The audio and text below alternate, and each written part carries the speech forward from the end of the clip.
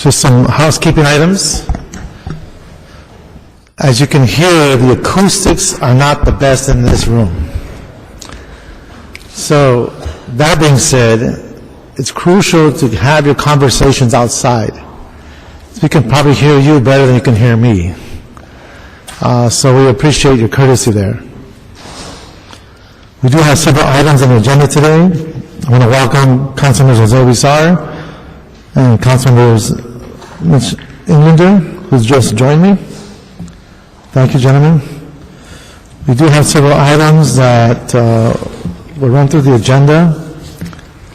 And part of our juggling act as council members is that sometimes we overlap in committee work.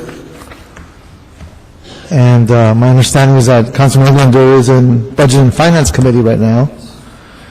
But you do have one item you'd like to speak to, so let's go through the agenda as you settle down, and let's figure out what's going to be special and what we can move consent.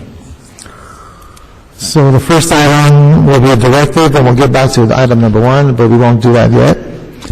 Item 2, I understand, is consent, and there's one card, a John Wall. So, Mr. Wall, you did not mark whether you were supporting, it's John Walsh. Mr. Walsh, then let's call it special since you have something to say. That's my evil twin. About, yeah? We're both evil. Well, we'll get back to you. Number 2, I'm ready. Mr. Walsh. If you really want to speak, you got to speak on these items because they're going to cut you off from the Hollywood community. Mr. Walsh. See, I do this every month. Mr. Walsh. John Walsh, blogging in Hollywood. Mr. Walsh. Is a consent item, are you supporting it or you're against it? I'm on the fence. Okay, then hold on tight. For the record, can you read it? Sure. Before? Item 2, council members, is a report from the South Valley APC. It's a zone change for 46 lots, and this is located in CD4. Okay. Mr. Walsh, your comment? John Walsh, blogging at HollywoodHighlands.org. 250,000 requests since March 18th. 100%, you convinced me. I'm 100% in favor of this negative declaration. HollywoodHighlands.org. Thank you, Mr. Walsh. And I think you're able to turn out another card for item 4. That's on consent, Mr. Walsh.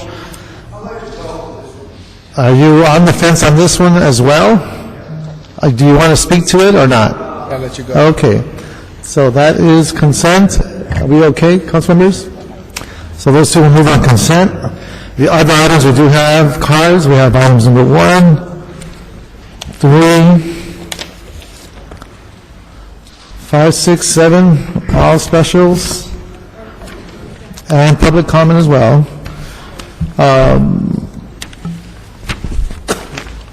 Director LeGrand, would you like to share a few words? No, item 8.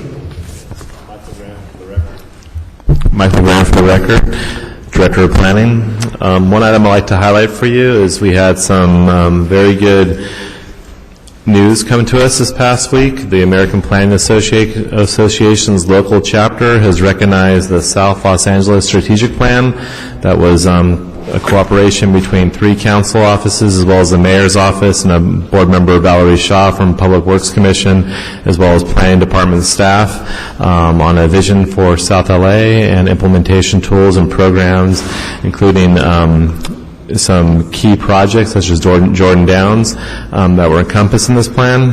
It received a local chapter award from the American Planning Association and makes it eligible for a competition for a State of California award from the American Planning Association. So we'd like to thank the planning staff and the council offices for their hard work and support, as well as the mayor's office and Commissioner Valerie Shaw for her leadership.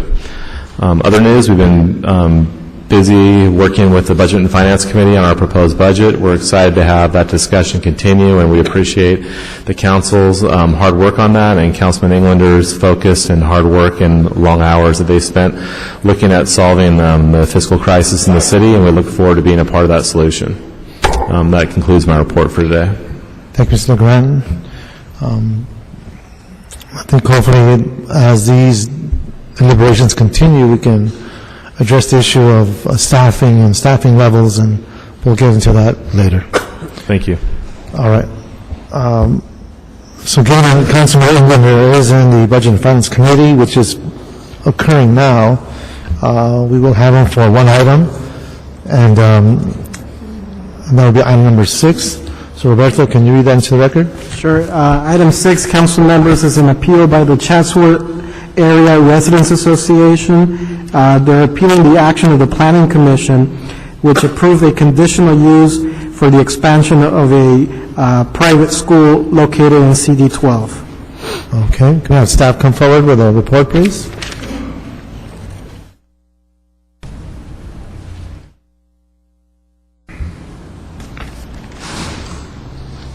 Good afternoon, committee members. My name is Nick Hendricks, Department of City Planning. I'll briefly give a synopsis of the timeline, so to speak, up to the City Planning Commission determination. The original application was filed on July 26, 2011. On November 15, 2011, a hearing officer hearing was conducted.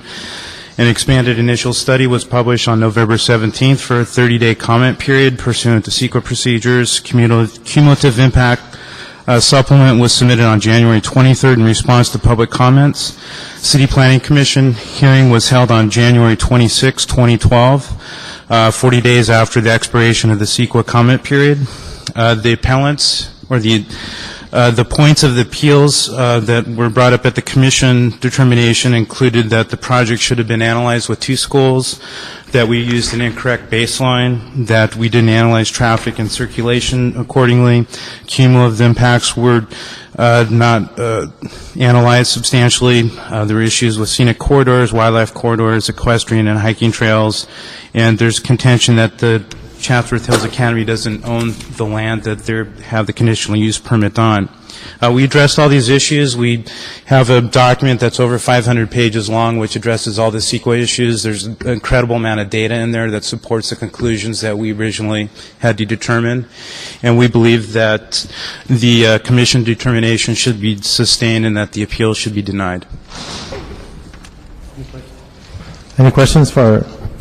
Yes, please. And in reviewing that, those 500 pages, first of all, I want to commend staff on doing such an incredible amount of work and detail on this. There's been a lot of concern and questions from the community, as well as the applicant, who, by the way, I just wanted to mention on that as well, has been in operation since 1978 and has been a good community partner, a community citizen, and has gone out of their way to work with the community. And when this process started, went to the neighborhood council, and there was concern and questions by the neighborhood council that were asked and answered. They went back several times and got a vote in support from the Chatsworth Neighborhood Council. So I'd like to thank the community for vetting this as well. The neighborhood councils are our eyes and ears in the community, and they've really taken this a notch up, particularly in Chatsworth, to ask these tough questions, to make sure that they got sufficient answers. And so I want to just state for the record that I support all their efforts and work on this as well. I've read through the appeal in question. What's before us today, colleagues, is not the approval of 2 schools. However, the MND did, in fact, look at all those issues. I know staff did as well in terms of traffic and impacts. Nothing that couldn't be mitigated, nothing that was brought up in the environmental studies to indicate that it would be an additional impact over and above. And in fact, the second school in question has not even approved in terms of a plan approval. That application is still going through the process. That should be treated and will be treated, from my perspective, totally and completely separately versus this school that's before us today, which I support, and wanted to see if I could, is there anybody here in support of Chatsworth Hills Academy from the audience? If you could stand up just so I could see who's here and take note. And what I want to recognize is that these aren't just teachers and parents, but many members, in fact, from the community, as I see here as well. Folks who have worked hard, that don't have any type of interest in the school, but only an interest in the community. Folks who are on the neighborhood council and just residents of Chatsworth who have gotten involved and really dug in deep. In fact, these are the same folks, many of which are standing, that called me with questions and concern and brought the school back in several times to get answers to all their questions, and now they're here in support. And so I applaud your efforts in working with the school and having that dialogue. I believe that dialogue should continue, should this be approved, to make sure and ensure that there's a smooth transition and there's no impacts that are unknown or that aren't visible or that emerge, and those impacts are quickly mitigated. And I'm sure we have those assurances with the school as well, as as I've said, they've been a good corporate citizen and community partner. And so, again, wanted to thank staff for all your work. I appreciate it. Thank you, Mitch.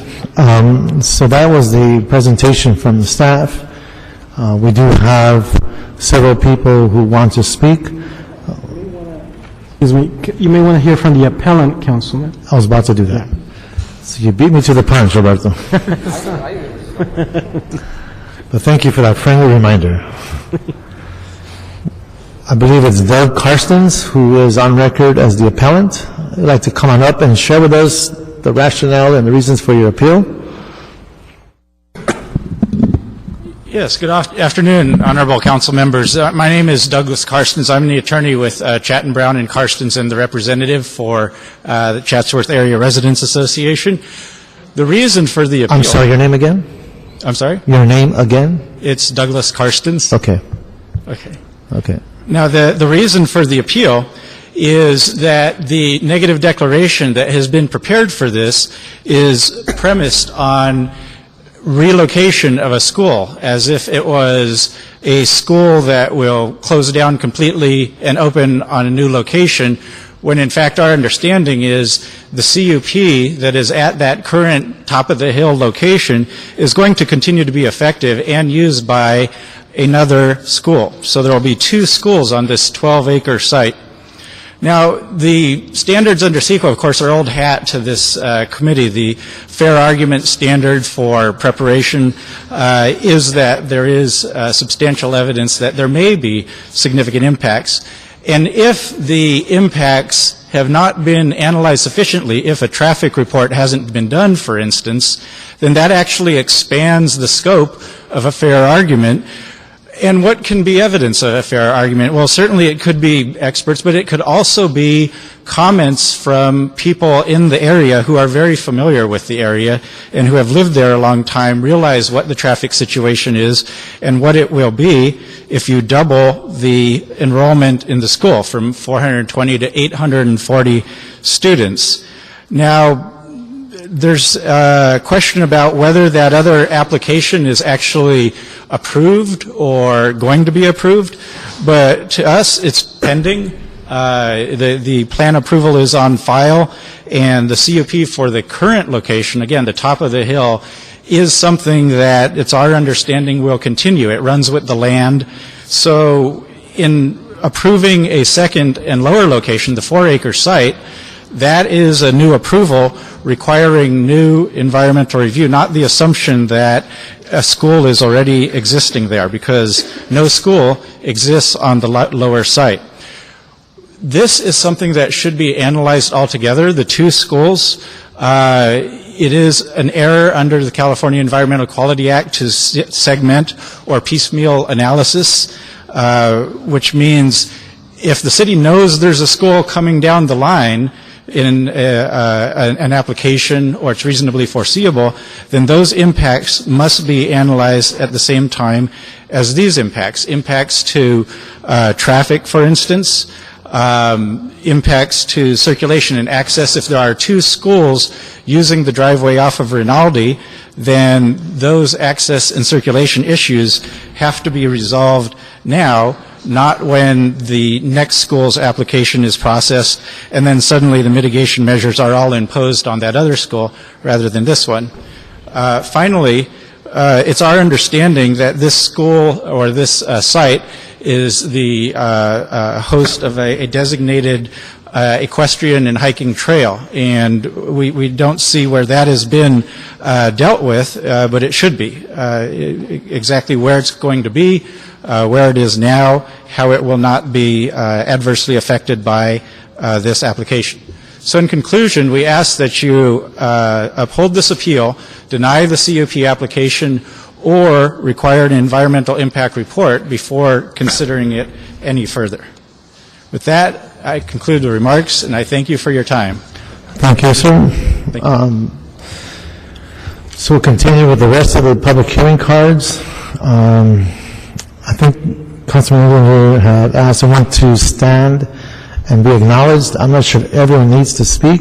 It's up to you, but I'm going to go through the cards for the record.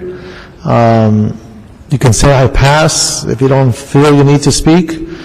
If you feel compelled to share any new or different information, we are here to listen. So let's start with Steve Kaplan. Steve, coming up.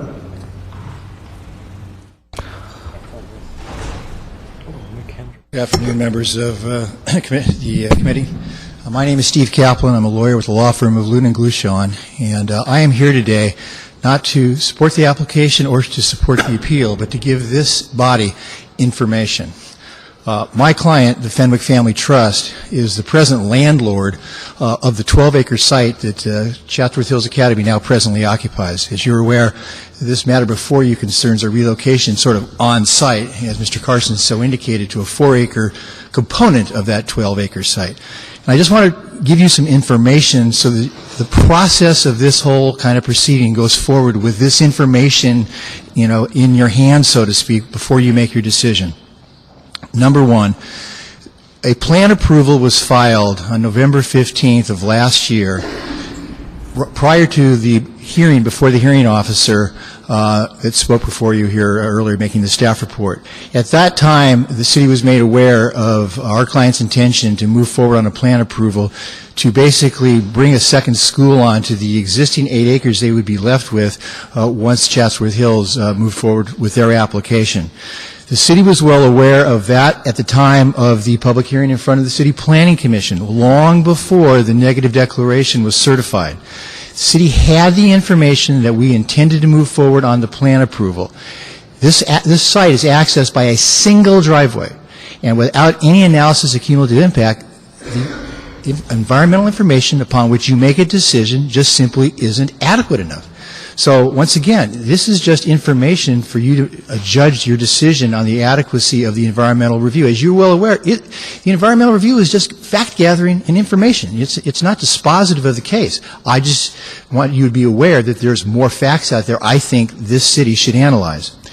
In addition to which, I do take issue with and want to call your attention and correct information that was contained in the applicant's representative's letter to this commission dated May 4th. This filing is deemed complete per a conversation I had today with Bob Duane as senior planner in Van Nuys. What is holding up the further processing of the application is the environmental review that's being done, frankly, in a vacuum now. And finally, wrap up, and I appreciate the extra moment, the title issue that was raised, the title issue is a very complicated matter, and all I want to point out to this body is that there is litigation now pending over that matter, and it's not as clear as the applicant's representative's one sentence in his letter so indicates to you. Thank you for the time. Thank you, sir. Okay. So, folks, we do have 2 minutes. Many have written eloquent letters, and we need to get to the points of the letter as soon as possible. Again, not to sound too redundant, but if someone already said what you had to say, it's okay to say, I agree with the previous speaker, and add anything new or different. So I'm going to go through this list, and again, you don't have to speak if you don't want to. It's Honora Van Delvik. Honora, are you here? Honora, okay. Lisa Weinberg.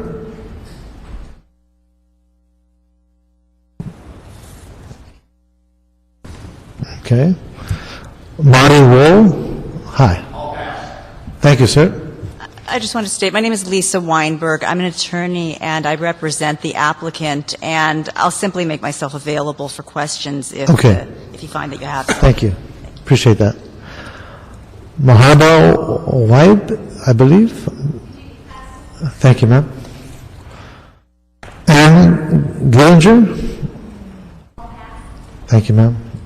Eric Miller. Thank you, sir. Brad Rosenheim. He's not going to pass. Sorry to disappoint. Brad Rosenheim, 21550 Oxnard Street. I'm here on behalf of Chatsworth Hills Academy. Just want to clarify a couple key points. The conditional use that currently exists is over 12 acres, 8 of which is owned by the Fenwick family, 4 of which is owned by the Chatsworth. Okay, so you, just for the sake of the record, you represent the applicant. Yes, I do. And you are representing the school. Yes. Okay. Okay. So just to be very clear, the campus is 12 acres. Chatsworth Hills Academy has functioned on this 12 acres over the past 30-some years, since 1978. The Fenwick family owns 8 of those acres, 4 of which are owned by Chatsworth Hills Academy. The conditional use covers the entire site. So that's why we filed a new conditional use for the 4-acre campus. The remaining 8 acres is no longer consistent with the existing conditional use. So one might argue that whether it's a plan approval or a new conditional use, a discretionary review is necessary on the remaining 8 acres. Now, contrary to what Mr. Kaplan identified, it's our understanding that their plan approval application was deemed incomplete on December 2nd, and in that deemed incomplete, on February 1st, the application was supposed to be received and filed. That's according to the city document. If that's the case, or whether or not that's the case, it would seem that it would be incumbent upon whomever makes an application on that 8 acres to do an additional environmental analysis. That's not to say we haven't done an exhaustive cumulative analysis, and this is it. They seem to... of the 8 acres. Of the 12 acres with the potential for 2 schools. And that was already documented with the analysis that was previously published. Exactly, and that was provided to the Planning Commission prior to their decision. So I just wanted to make those items very clear. We have provided the city staff, and I believe your office with... well, those are very stark differences of what I'm hearing right now. So let me ask 2 questions, and it's about understanding your point of view. This subject matter is about an expansion of a school that exists, or is this being considered a new school? This is a 420-student school, up to 420 students, currently approved for the 12-acre campus. The application we've made is to take that same school, the same operation, Chatsworth Hills Academy, and bring it onto the 4 acres owned by Chatsworth Hills Academy. The remaining 8 acres, the appellant argues that they still have an inherent right to have a 420-student school. We argue, and I believe by virtue of them making an application for a plan approval, they acknowledge the fact that they don't have an inherent right. They have to go through a city process in order to demonstrate that they too can continue to run or run a school of 420 students. Now, in response to the comments that they made on the original MND, which was published by the city, we then did a cumulative analysis of the continued operation of Chatsworth Hills Academy on the 4 acres and the potential for another school of 420 students to be operated on the remaining 8 acres based on their comments to the city's published MND. And it's your assertion that the document you presented incorporates levels of analysis that contradicts the other assertion that you're doing this in a vacuum. Exactly. It basically confirms there are no significant environmental impacts associated with 2 potential campuses on the total of 12 acres. Because of the same number of students that is going to be maintained. Well, because we're maintaining the students, and if they add 420, even with that additional 420, there's still no significant cumulative impacts. Okay. Colleagues, any questions? Just with that, one of the comments you just made is that their application was deemed incomplete. Can you shed some light on that? I have the city notification that was sent out December 2nd to the applicant. If you'll notice on the back of that, there's an expiration date, basically a point at which the city, I have extra copies if you like them, says that on February 1st, that application will be received and filed by the city because it hasn't been completed. So that our understanding has been, at least up until yesterday, that the file was not completed. Well, I recall working on this project under Councilmember Smith, and it continues here. Councilmember, I'd like to seek your advice as to, because we've exhausted the public hearing, we're going to close public hearing. And based on, I appreciate that, Mr. Chair, and based on the comments that I've gotten from staff and working with staff as well, is they have done an exhaustive, both from a planning and legal perspective analysis, up to 500 pages, I believe, we have now in our office of all the documents that staff has provided to us. And from their perspective, they did, in fact, and the school answered those questions on the MND in the totality of both schools. On top of that, the application that is deemed incomplete is still an application that may or may not come back. That needs to be considered completely separately as a separate school, a different school. I'm not even sure who the operator of that school might be that has not come forward. What's before us is an existing school staying at an existing site, rebuilding a school and moving it to another part of that 12 acres on only 4 acres. They've been good community partners, and this is something the community supports as well. And from all the information and talking to, and I've had meetings with both the applicant as well as the community as well as the school on this, I fully support the school and oppose the appeal in its current form. And just for the sake of clarity, Mr. Rosenheim states that the document he was presenting to us does cover the 12 acres that's in question. That's correct. That's what I've been told from staff as well, and that's been the analysis, is that when that comment came back on the MND, they submitted additional documentation to cover all that concern as well, and that's what staff considered, and that was the recommendation that came as an approval with those considerations taken into account. Given the assumption that the MND itself does incorporate the necessary conditions that will address the change of location from one area to another within that document that was presented, and would that be accurate? That's correct. Okay. Mr. City Attorney, you've been listening to this dialogue. It has been, and it is, for lack of a better word, conventional, given the analysis from the staff, that within the MND they define conditions that allows them to propose the change in location within the umbrella of a larger document that covered the 12 acres? Well, so long as it covers the entire 12 acres, but I'm hearing from you that staff has contemplated that the CEQA documentation would cover both schools, no matter what's being developed. Is that correct? And if we can ask staff to come back up and reaffirm what they stated in the opening, so we can get that as part of the record. Hi, Nick Hendricks, City Planning.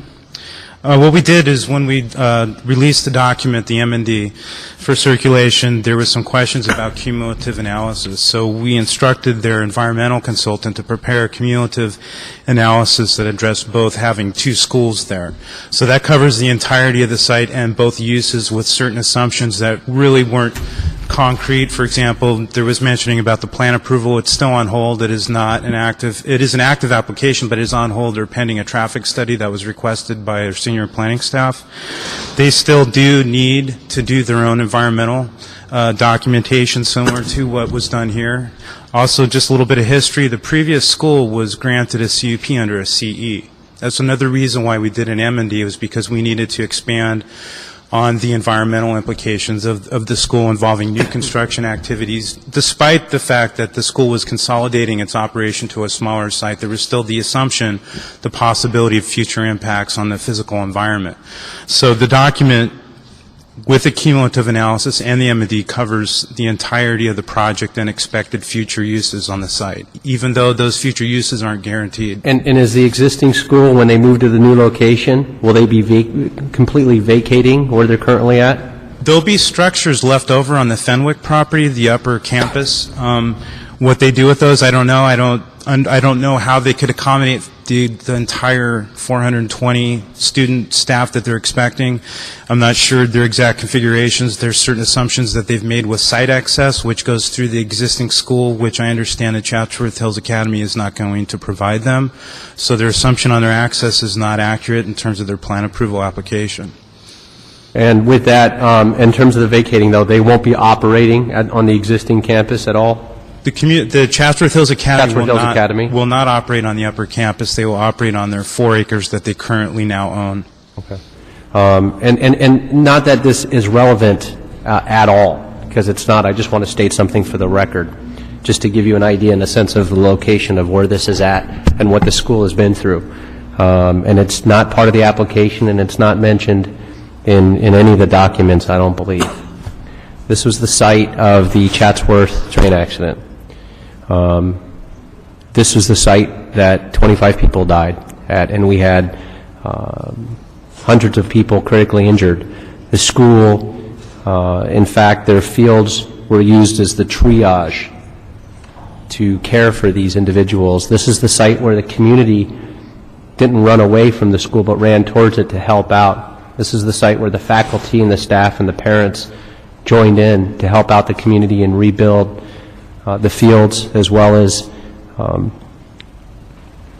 the spirit of the students at this location. And this is a school that every year has continued to celebrate and honor the lives that were lost at their site. And so I just wanted to give you an idea and a perspective of how involved they've been, but what they've been through as well, and what they've been doing to heal and step up with the community. And I applaud them for their efforts and what they've been through, and as well as the community and all the folks and the neighborhood council and all the organizations that have come to help. And so you understand exactly where the location is as well, for the record. Thank you. I appreciate that. So that being said, I assume you have a recommendation for this committee? Yes, my recommendation would be to deny the appeal.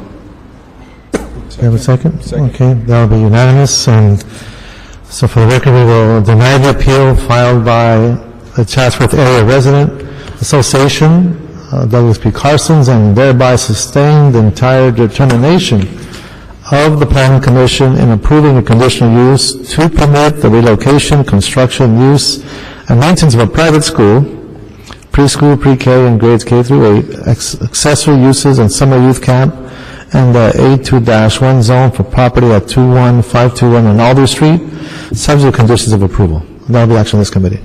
Thank you very much. So that, yes, that concludes item 6. Okay, Roberto, let's jump to, keep on in front. The next item, Councilman, would be item 1, which is a verbal presentation by planning. It's a status report on the Boyle Heights Community Plan. Okay. I think there's a councilman here with special interest to this item. Let's staff come on up. We do have a directive, but I also want to make sure that the councilman of the district has the opportunity to ask questions and or raise any issues, so please go ahead. Good afternoon, Faisal Roble, Planning Department. As you recall, the Boyle Heights Community Plan was slated for an update. It was started at the same time that we started several community plan updates about a few years ago, to be precise, around 2007. As a result of the budgetary challenges that the city faced, we have to rearrange the program, and Boyle Heights was one of the community plans that was stopped from the update process. And we have requested several times to budgets to be funded for at least to continue the work that we have done. We completed about 30% of the work program as of today, and that product is sitting in the wayside. And we would continue to do the program if and when positions are available to the planning department. So did you say, did you give us a percentage of how far you have come in terms of progress? Yes, in general, we could say that 40% of the of the program is completed, but that 40% really represents the most important infrastructural basis for the program. That's your land use surveys, some of the background studies, and some preliminary evaluation of the zoning and plan amendments that we would include. However, what has not been started, completed, are again some critical portions of the program, including the environmental impact report and traffic study, and public outreach, and the entire completion of the program. So 40%, what you think is the most important part of the plan is completed, from your point of view, correct? How long has this been on your work program? You mean since we have stopped the program? Or well, how long has the councilman been waiting for this plan? And it might not be just this councilman, but how long has it been on the books, and how long has it been work in progress? Yes, we started the program around 2007, and we stopped around May 2011, so about a year. We have been trying to identify some additional resources to restart the program. Yeah, I guess I'm looking at it historically from what I remember. Then Councilman Alatorre and Councilmember Jackie Goldberg and then Councilman Hernandez were pushing for the community plans back then. And we've been waiting. And so now it finally landed on someone's desk, but you've actually focused on it since the years that you've given us, correct, which is 2008? Yeah, the existing community plan was updated and completed in 1998. And, you know, the planning department to go through a series of evaluation when we pick a given community plan for an update. So Boyle Heights, in the initial analysis that we did about in 2005-2006 in order to start the program, met some of our milestones in order to start. So the 1998 community plan, which is the existing, would have been updated and would have been included in this process. We just stopped it because of, yeah. So what is the, do you have a ballpark figure? Because usually Mr. LeGrand will be stepping up before Budget and Finance Committee, and there'll be 15 of the council members going to be asking for their community plans. So it's crucial to understand what is the cost factor. I mean, what is it going to cost to get this to a place where Councilman Huizar can feel that they're seeing results? Yeah, just as a background information, we have saved about $230,000+ to take care of some of the environmental and consultants work. What we have requested is 2 positions to carry from where we are now, and that doesn't include management time and my time and others, but 2 staff line to carry the project to completion in a matter of 2.5 years at the most. So we project 2.5 years with some level of resources that could hit the $230,000 figure that would finish this project. Yeah. To be clear, Councilman, the $230,000 figure was money we were able to work with the council office and the CAO to protect contract money in the budget in order to continue to work on the plan, knowing that Councilman Huizar wanted to move this forward. We've been meeting with his constituents throughout my tenure here about their desire to plan around the station areas around the plan, but also some protections for some of the neighborhoods that have some development pressures and some historic issues. So we've been working with his constituents and the councilman to secure that funding so it wouldn't be swept away due to the budget problems. So am I hearing you correctly, excuse me, that the $230,000 was used? No. The $230,000 is being preserved in our budget over a number of years in order to continue the contract work when we get the staffing resources necessary to do the outreach and the planning work. So we just need the 2 planning associate positions funded in this budget, and we'll be able to continue the work. The contract money we continue to have in place and have protected for this purpose. So the money's sitting there, but we don't have the personnel, bottom line. Correct. Yeah. We need the bodies. But that's been the history of this department for the past 12 years since I've been council member. We allot resources, but personnel never gets there. Yeah, and luckily, I think we finally have had those kind of honest conversations this past year at the Budget and Finance Committee and under your leadership at the Plum Committee to address those shortcomings that when there's available funds, a good example is Metro gave us a $3.2 million grant to do transit area plans.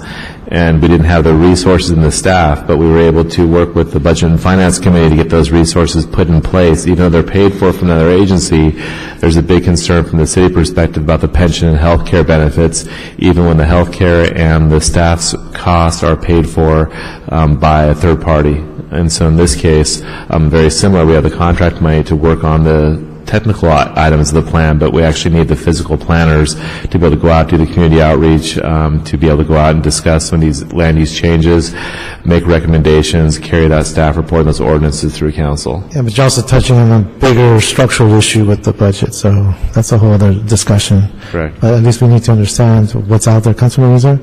Thank you. And I asked for this update just given the fact that this has been lingering out there for some time.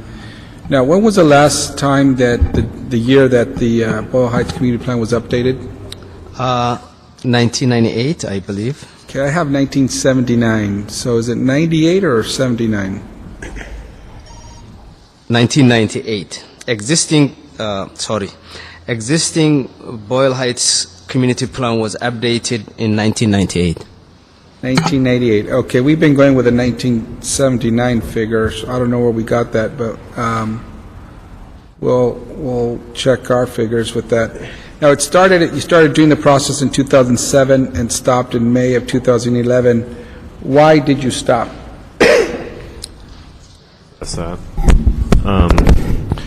When I was appointed this position in August 2 years ago, almost 2 years ago now, one of the things we noticed is much of the work on our community plans weren't moving forward. We took on a very ambitious schedule of updating 12 community plans, as you'll see with the Hollywood plan coming before you now. These are very significant documents with a lot of detail and a lot of environmental analysis. One of the things I think the department's a little too ambitious and taking on 12 at one time. Therefore, many of them got delayed due to issues with continuous funding, but also staff resources in the early retirement program from the city. And so that wasn't communicated clearly to you or your constituents. So in May of last year, we communicated to you and many other communities that we'd be stopping work on a number of plans that weren't moving forward under a timeline that we could predict. And so that's why we're here today. So is a budgetary reason why it was stopped? Yes, budgetary, and then also we had some management issues on our side in terms of making sure we had dedicated resources just to advanced planning rather than having to split staff between case processing and advanced planning. Now we have a dedicated team of planners that we utilize for this function solely. Okay, and another thing I want to clarify is it 230,000 or 250,000 that is available for technical work? I don't have the exact amount, but I think it's between 234 and 250, and that's mainly for environmental and traffic. So it's between 230 and 250? Yeah. Correct. My understanding was somewhere between 230 and 240, but we'll get you the exact figure tomorrow. We need to clarify that. Yes. And so all we need is 2 planners to continue this. And would you say, given the pressures from other community plans to be updated, is this community plan on queue to move forward in terms of asking for additional staffing? Which ones are you prioritizing at this point? So far, one of the issues we had is we're completing the 7 community plans we're working on, including Hollywood. Boyle Heights is in that next round of plans. Beyond Boyle Heights, we haven't made commitments to the future plans. One is we want to complete the ones we're currently working on. But one of the reasons why Boyle Heights we feel is so important to work on is we have a very active community groups who want to engage in the process. We have a willing council member who wants to engage in the process.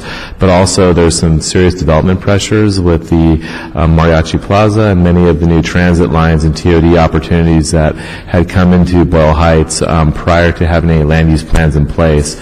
So we feel it's a good opportunity to go back and actually address those areas where we have rich transit ridership in the future. And we think that there's some really interesting planning items that we can take place in that neighborhood. And also there's some need for some protections and some mitigations for many of the freeway cross ramps and cuts and pass-throughs and cutoffs that come through that neighborhood from a circulation perspective that can be addressed. So it's one of those more critical plans plans in terms of infrastructure issues that are currently facing it compared to some plans where there may be a few boulevards where we're strategically going in and addressing with design overlays, or, for example, we're doing historic preservation overlay zones in other neighborhoods.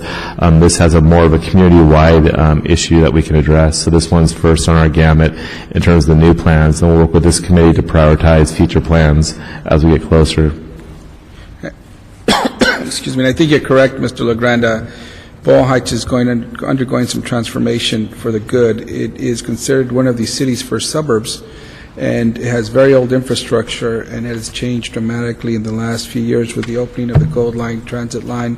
There's been about $2 billion in public project improvements in the last 3 years alone, with 4 new schools, a new police station, and there are some pressures to develop, and whether it's going to be a community-driven process or random, sporadic process, given its old community plan, and us trying to conform with the community plan as we move forward in this development, I think it behooves all of us we could move forward quickly and adopt something that the community and people looking to improve the community could all agree with and know what the rules and regulations are. So I would agree that it is one of our priorities as a city, just given the dramatic shift and the interest, right? There's a lot of interest. You have a lot of stakeholders there that participated in the initial community meetings.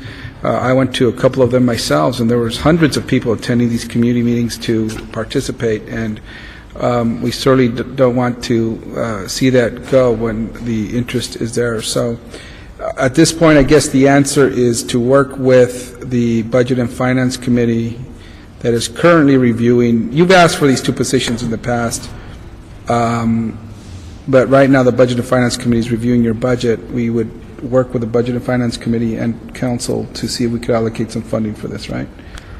Okay, and it makes sense. I mean, there's not only a need for this, but the money's there sitting there, $230,000 to $250,000 that could go right to work. And we just need 2 additional bodies to move that forward. So we'll make that argument in Budget and Councilman, Finance. one thing that's very key to us is that some of the data that we utilized to get where we are on the verge of being obsolete or outdated. So I think we do understand, in addition to the community's interest, the TOD investment that has been put into the place, we also understand that the sooner we work on this project, the better, because we don't want to lose all the work that we have done as a preliminary basis. Well, that being said, what is the, let's assume that everything goes the way it could or should, given the work already invested and the rightness of the data. What would be a timeline that you need to follow to make sure that data does not sour over time? Yeah, I was instructed by the senior management to make sure that we maintain and do an update and evaluation of the data and information that we gathered so far. So at least we dedicated a small amount of one of my staff members to make sure that we revisit all the time and maintain that. So we are doing as much as possible. How many community plans do you have on your desk now? That are being updated? Yes. About, including Hollywood, about 11. 11? Yeah. Are on your desk. How long will this take to get done, the Boyle Heights? If we start giving what has been done so far and the expertise that we built for the last few years, including the experience of Hollywood and the ones that are underway, our best estimate at this point in time is 2.5 years. 2.5 years, okay. Anything else, Councilmember? No. Okay, so we could, again, report back to this committee with a cost estimate, just put that in writing, what was verbalized today, and provide us a project timeline with key assumptions that reaffirms the data. And you're right, Director LeGrand, we have to be careful it doesn't get too old, then the relevance becomes questionable. So that being said, can we get those assumptions in place, with those assumptions a project timeline, so in a year and a half or 2, when I'm no longer in the council, Councilman Rizal has something to advocate for. Okay. Thank you. Okay, thank you very much. So we will ask for that report. What's next? The next item, Councilman, is... I'm sorry, we have two speakers. Maria Cabildo. I am so sorry. And I think Mike Dennis. And your testimony is still important because we're directed them to respond, so it'd be good to hear from you as well. All right, great. Well, thank you very much, and I want to thank the councilman and Mr. LeGrand, who's been meeting with our constituents, with our members of East LA Community Corporation. Again, I'm Maria Cabildo, the president of East LA Community Corporation, and I'm here to reiterate how important it is for the Boyle Heights plan to complete its update. We've been working on this for over 5 years now, and like the councilman said, Boyle Heights is one of the city's original suburbs. I know that you stated that the plan was updated in 1998. I've been working in this neighborhood for 20 years, and there was nowhere near the type of robust community engagement that there was in this last plan. So even though it was updated in 1998, I don't remember a community really engaging on the level that you did last time. And I think that the planning department had, some best practices around engagement last time, and I'd hate to lose the momentum on that. So again, just how important it is, because of all the investment in Boyle Heights, that this plan get completed so that it can continue to be a place where hardworking Latino low-income families are able to thrive. So thank you again. And again, this really is something that we need to update. And now, today, I'm really concerned about learning about the shelf life of the data that's been collected to date. And I feel that the threat of losing the quality of 40% of the work really creates a greater sense of urgency of why this needs to move forward. Thank you. Maria, can I ask a question? Sure. Are you cheering for the Lakers, the Clippers, or the Kings? I know your voice. What happened? Who are you cheering for? I'm an LA girl, so all of them. Okay. Okay. Mike Dennis, you?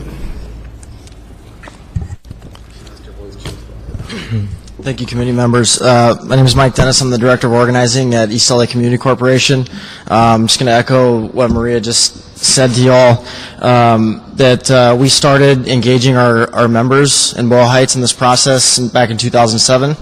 And it was through a series of several very large community workshops with hundreds of people that residents looked at the community plan as it currently stood and then developed their own community plan called the Plan del Pueblo, which reflects the people's vision of what they want to see the planning department do in Boyle Heights in this community plan update.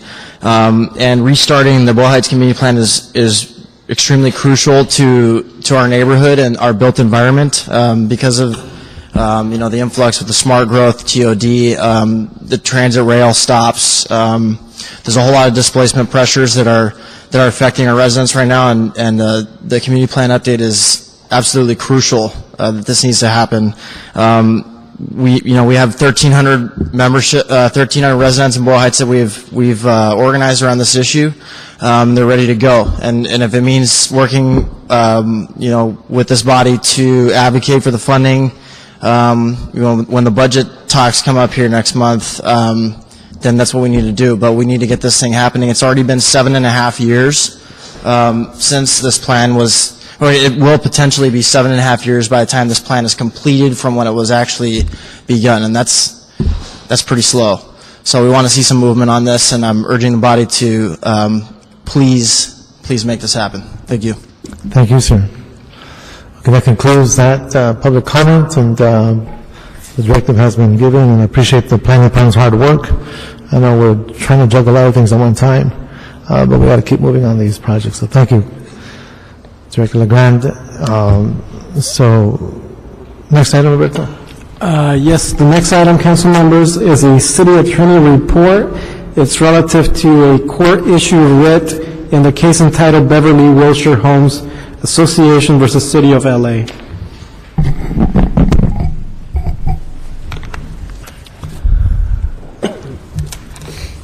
Good afternoon. Good afternoon, council members. Deputy City Attorney Donna Wong. And we're here to request the court's compliance on a court-issued writ in this matter. Just pushing you around like that. Can everybody hear me? What's going on here? This is in the matter of Beverly Wilshire Homes Association versus City of LA, which challenged the city's approval of a variance, which allowed a restaurant to provide required parking off-site by way of lease in lieu of a covenant. The court issue writ essentially requests the city to take two actions, one to set aside and void its September 21st, 2010 appeal determination, and two to reconsider the variance application in light of the court's November 21st, 2011 ruling. Council should keep in mind that nothing in the writ limits or controls the discretion legally vested in the body, including but not limited to the receipt of further evidence. The court's writ and its ruling have been attached to the city attorney's report. Just to get into the options that council has under the court-issued writ, there are two things that could possibly happen. If the applicant requests that the city consider new evidence at this phase supporting its variance application, then council must determine whether the evidence could not reasonably have been presented to the zoning administrator in the earlier proceeding, and two, whether the evidence might reasonably support a finding that a one-year lease is available in the area for exclusive off-site restaurant parking. If council makes these findings, then council must remand the matter back to the zoning administrator for a new hearing to receive the offered evidence and to make a new determination. However, if council cannot make these findings, it must sustain the appeal and deny the variance. Alternatively, the second option is that if the applicant does not make an offer of new evidence and requests that the city consider new evidence, then council must sustain the appeal and deny the variance. I don't know if council has any questions specifically. I think it's pretty clear what's in front of us. Unless you have any questions. Anything else to add from the planning department? Maya Zaitzevsky, I was the zoning administrator in the case. I would just recommend holding the hearing and having the applicant's representative present the new information that they would like us to consider. And I'm assuming they're here. Is the council office here as well? Do we know? The council office? Well, I just want to make sure here I didn't see a council rep filling one of these cards out, so I didn't see your name here. If you can't fill one out, that'd be great. I'm glad to fill out a card. I think for us, it's basically just following the attorney's instructions. Okay. All right. That being said, let's go through the cards. We have with us Catherine Hennigan from the mayor's office. Good afternoon, council members. Catherine Hennigan, Senior Policy Director to Mayor Antonio Villaraigosa. Our office is here to support Ratner's Deli and their application for a variance to provide off-site parking by lease in lieu of covenant. And as you know, Plum and Full Council have already previously approved this variance by denying a previous appeal. Your approval today will allow the applicant to introduce a lease into evidence as required by their court ruling to demonstrate that it can, in fact, provide the parking needed. Also, Ratner's Deli will create 35 new full-time positions, 15 part-time positions, which they have the parking to provide that to their staff as well. And the mayor would just ask for your support and get Ratner's Deli open and going. Thanks. Thank you. Thank you, ma'am.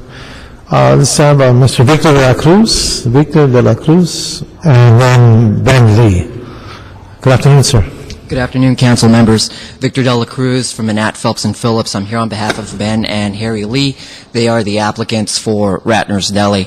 I'm here to ask for your support on our client's application for a variance that allows off-site parking by lease in lieu of covenant.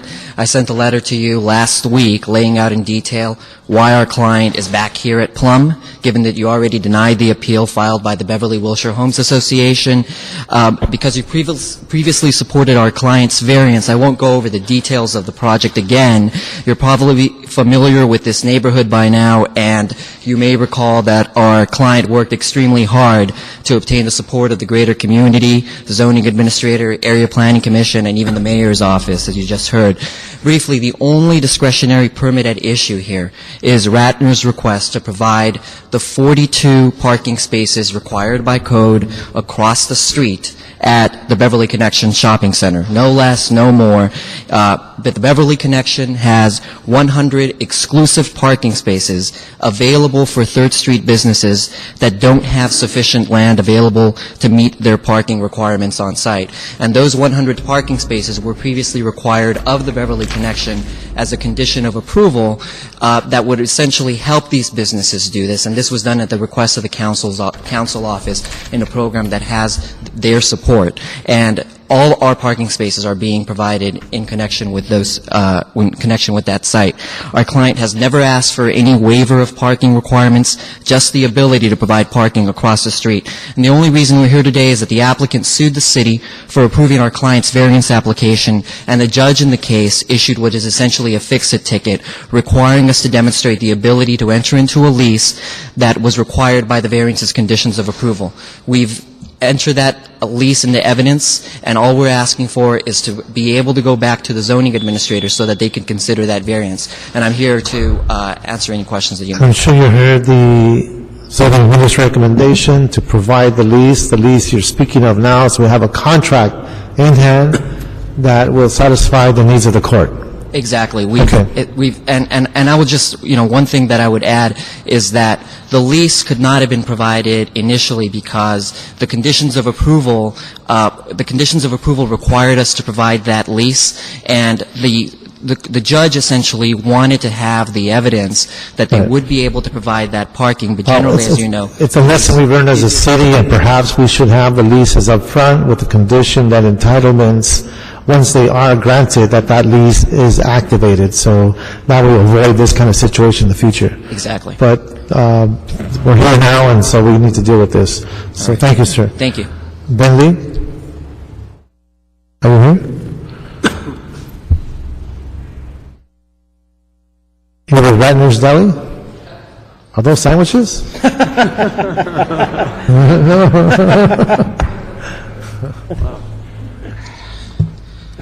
Good afternoon, council members. Benjamin Lee, applicant for Ratner's Deli. As you might know, I've been working on this project for over 4 years and have had nothing but roadblocks along the way. We received support from the mayor's office. With me today, I've got over 2,000 signatures from members in our community, including Council District 5. I've got the signatures here. We've also played an instrumental role in helping with development of the 3rd Street Valet, which will allow more small businesses to meet all the necessary parking requirements. So I hope that you can support us and we can get our deli underway and bring sandwiches for all you guys. Thank you. I was just kidding. I don't want Ethics Commission coming after me. I've also got a letter from our neighbor who has filled out a card, but he's unable to attend. So. Okay. Thank you, sir. John Walsh. Is he here? Is it John?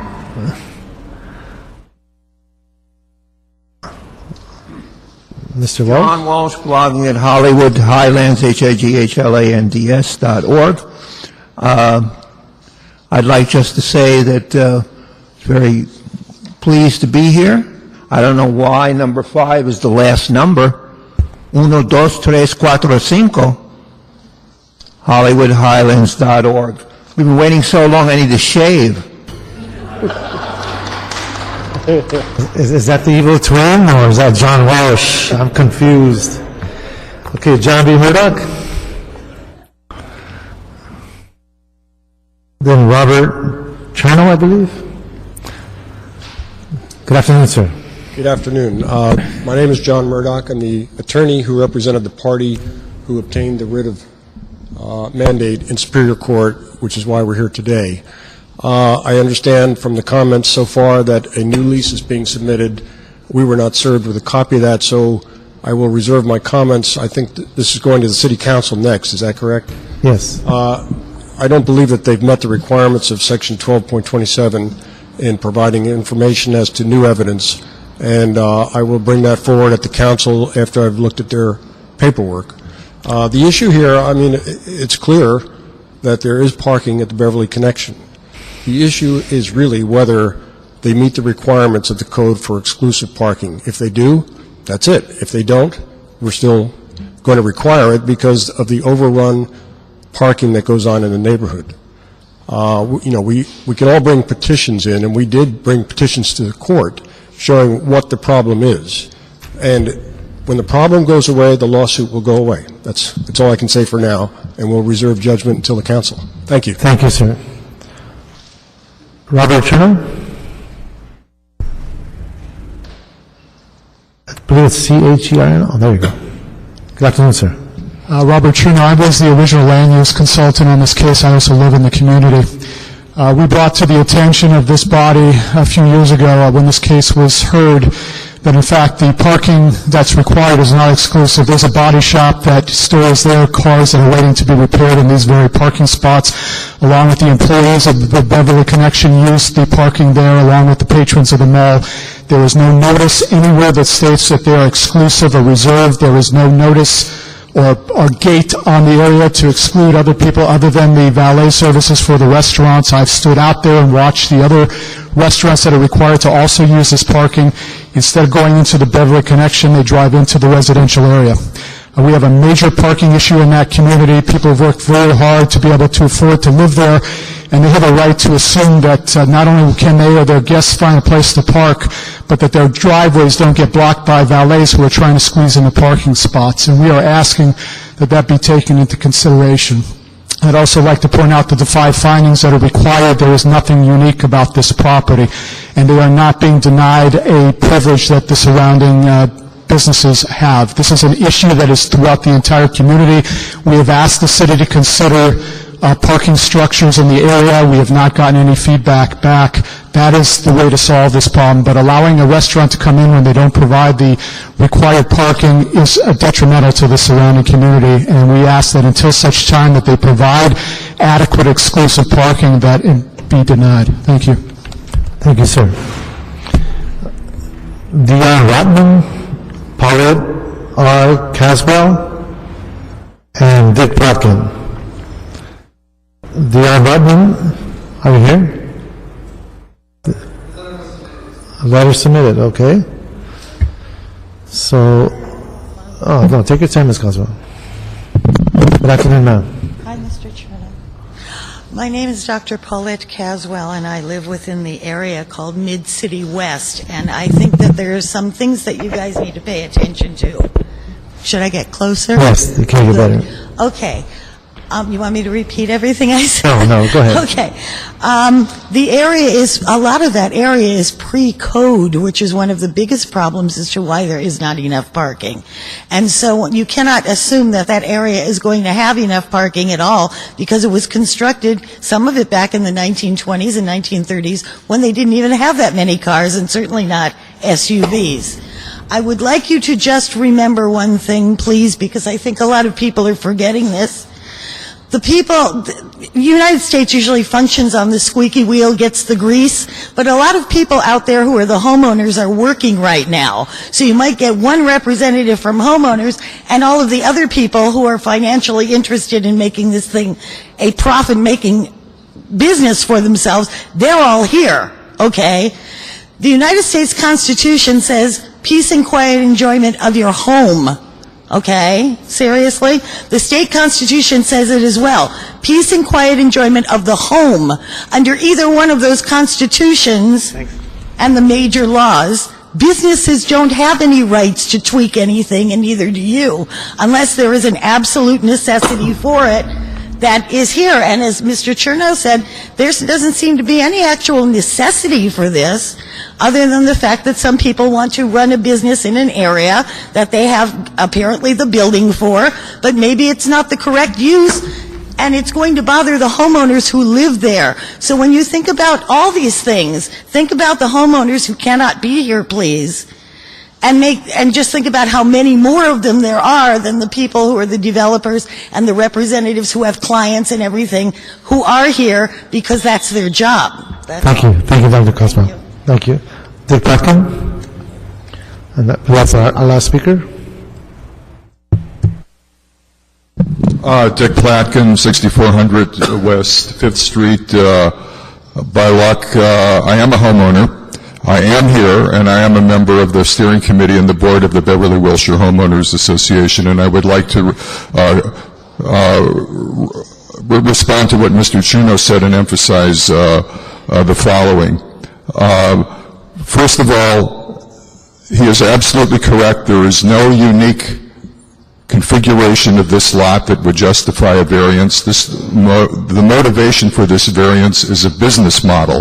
It has nothing whatsoever to do with the required findings for a variance. Second of all, to bring in signatures, especially from people who don't even live in a neighborhood, and have that supplant the required legal evidence does not constitute a proper finding. And thirdly, even a lease doesn't meet the requirements of the Department of Building and Safety. The Department of Building and Safety, when they transfer parking from one location to another, requires a covenant and agreement be attached to the donor property and the recipient property. So even this requirement of providing the lease agreement doesn't meet the standards of a variance required by the Department of Building and Safety. Thank you, Mr. Parkman. So we have the staff come back forward to the microphone.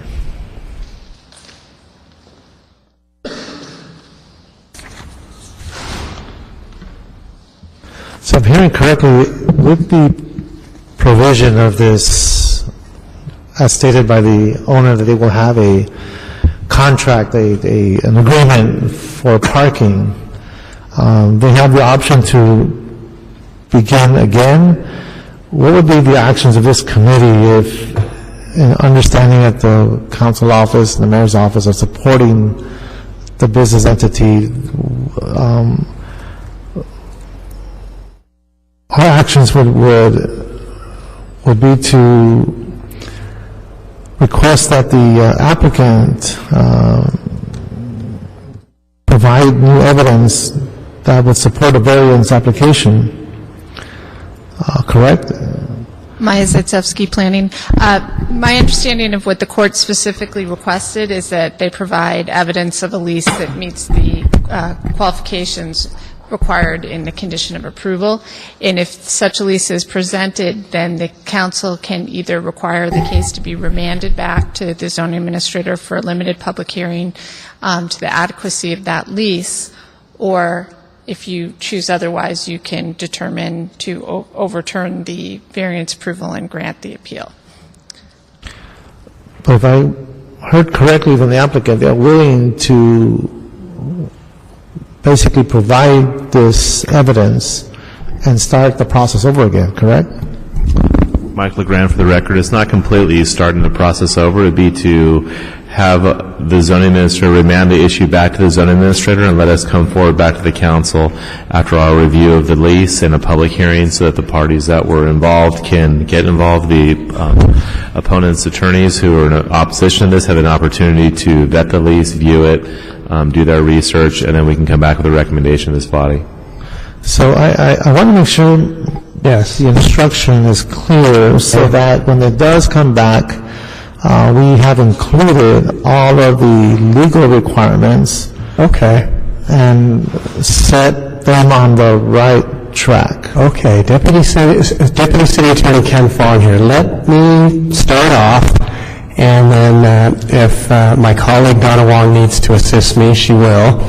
But I'm sensing that you would like a motion to remand this item back to the zoning administrator so that she can accept evidence of a new lease.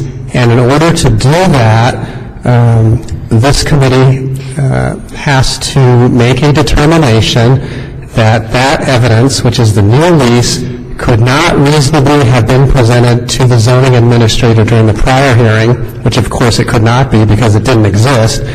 And number two, that the evidence is of such a nature as it might reasonably lead to a different decision, this time by the zoning administrator.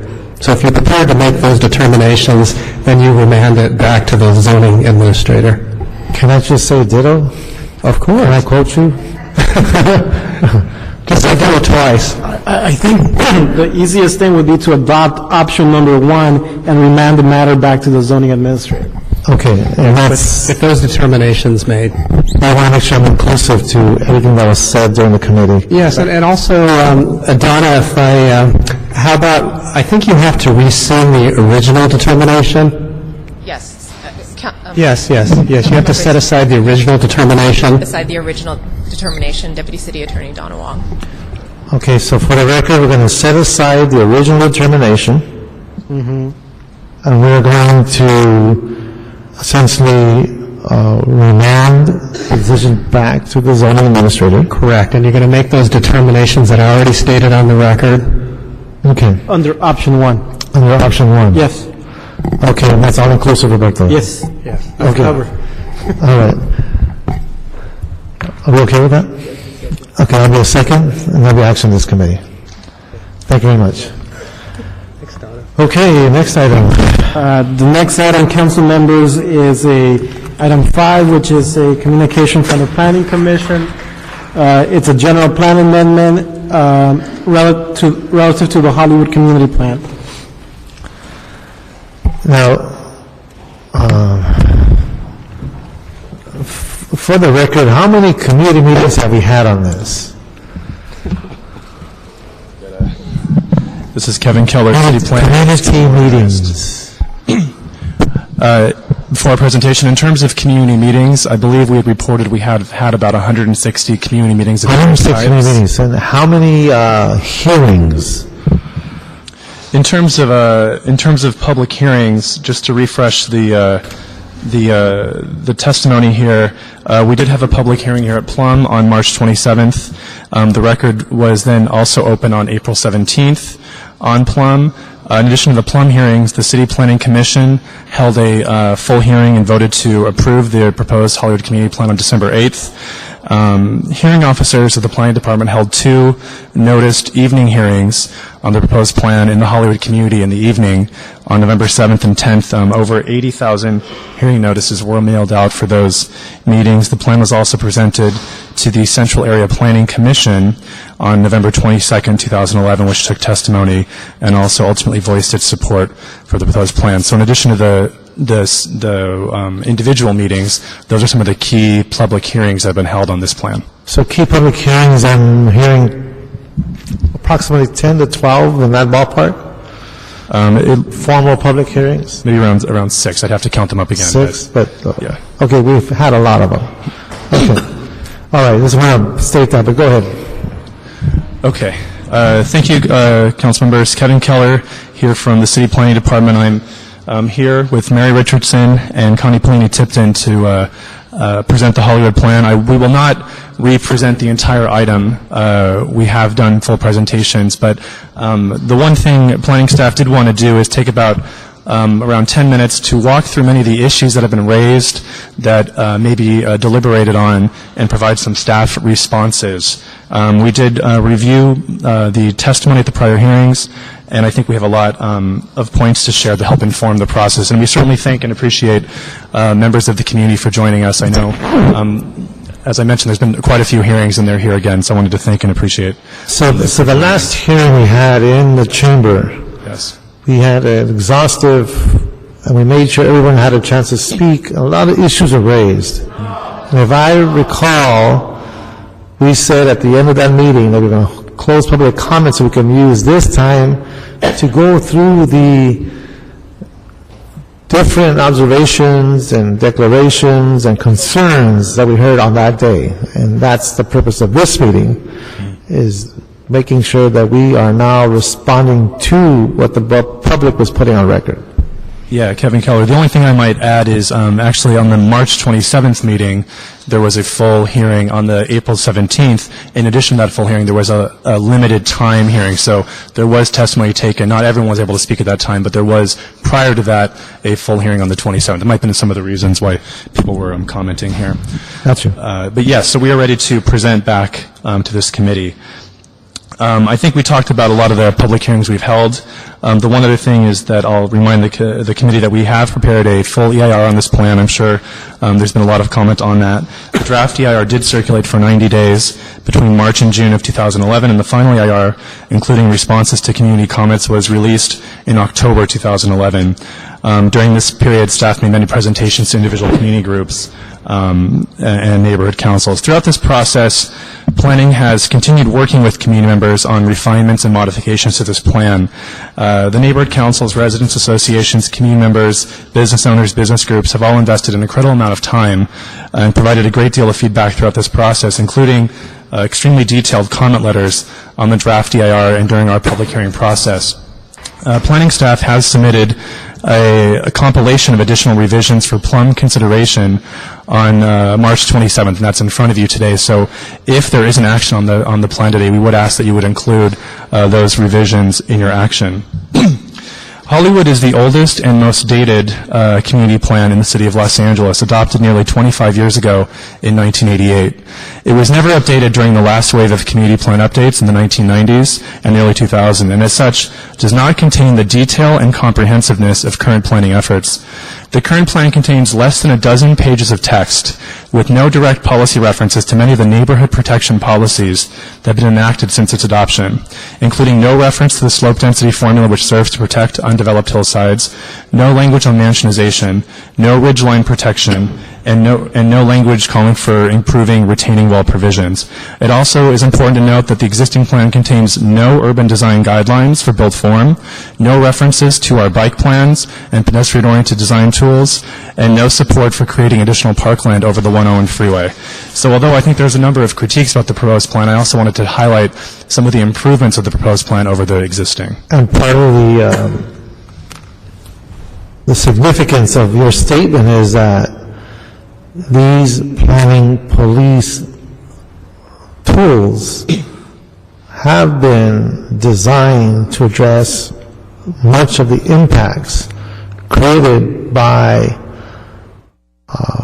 environments that were not consistent with current neighborhoods, environments where we wanted to maintain open space, environments where we were trying to enhance the type of urbanscape that spoke to greening, environmental improvement of our water and our recreational spaces. Because what you've mentioned, I believe, touches on many of these concerns. Would that be accurate?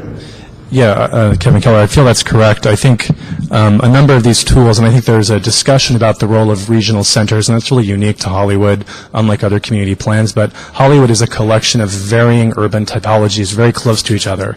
And so although there's a continuing debate and dialogue about what the regional center of Hollywood should be, I believe this plan has proposed a number of key features at preserving the existing context and character of the surrounding communities. For example, on the hillsides, one thing that I sit on the Central Area Planning Commission every 2 weeks, and there's consistent recurring challenges about scale and hillside of new subdivision development.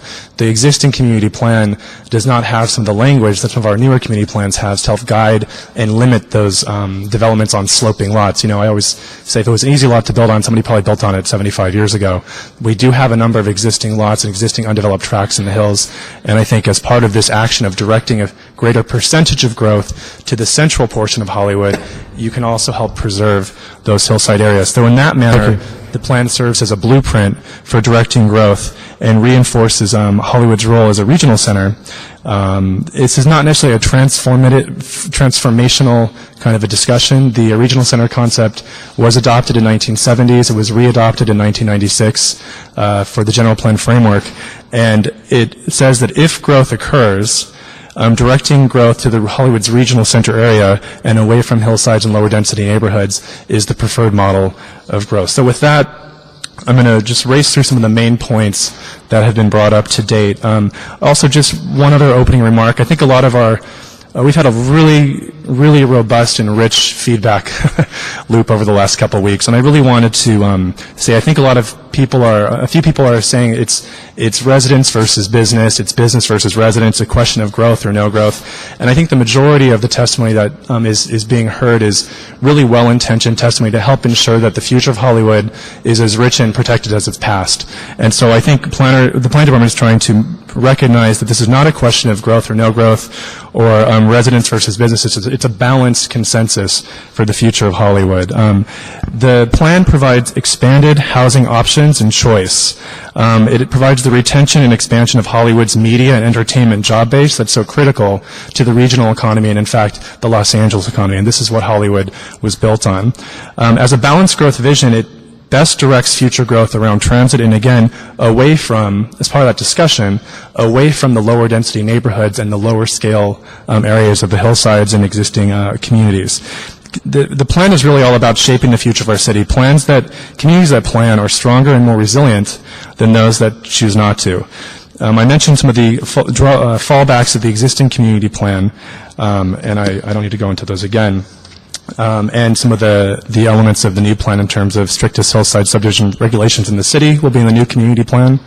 A ridgeline protection ordinance is called for, and development restrictions. Can I ask you a favor? Sure.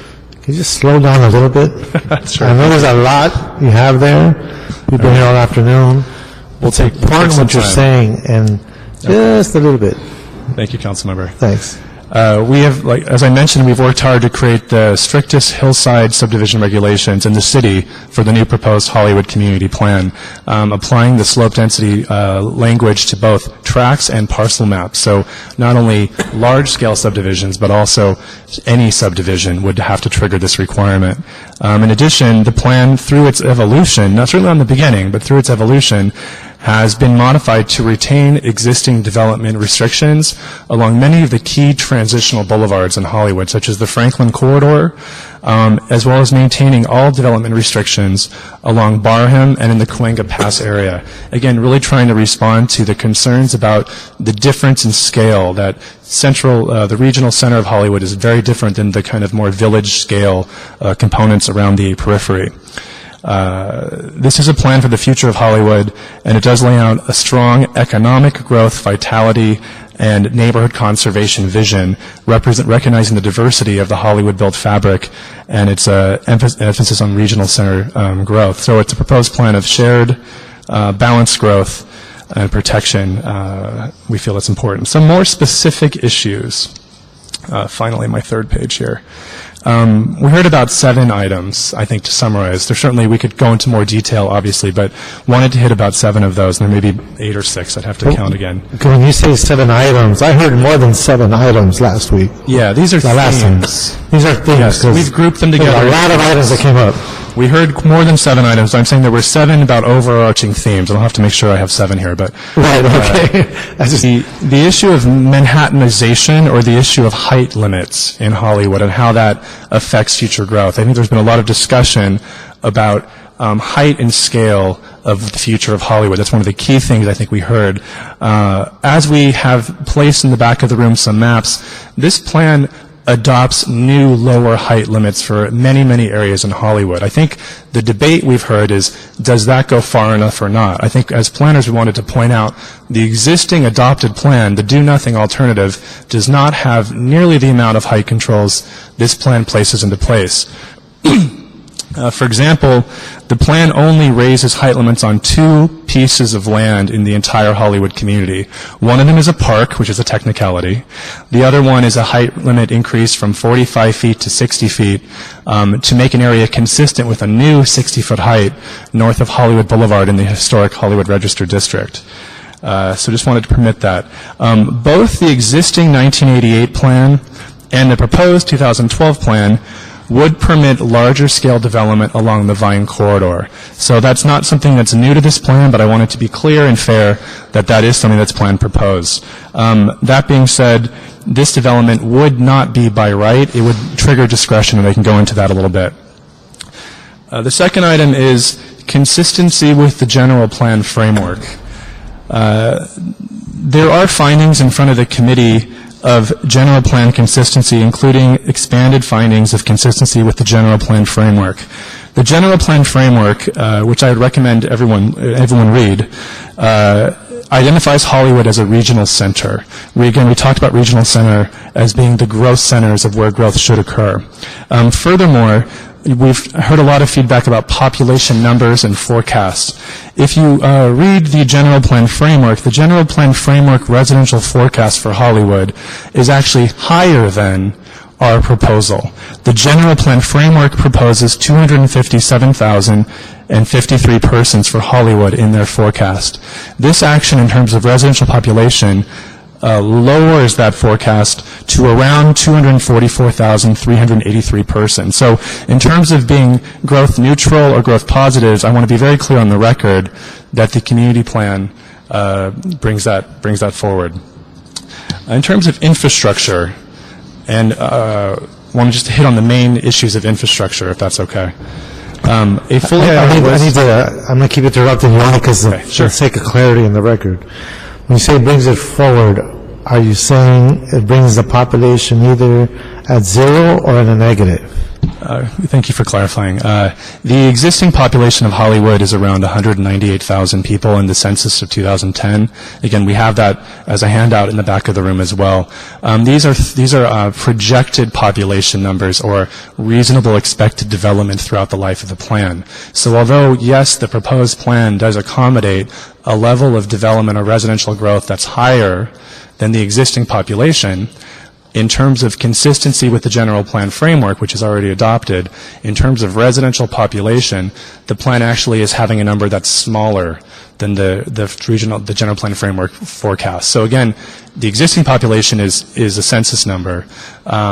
These are projections or reasonably accommodated population numbers for the growth of the horizon year. Again, this plan is a horizon year through the year 2030, so most of the analysis was done looking at a future condition.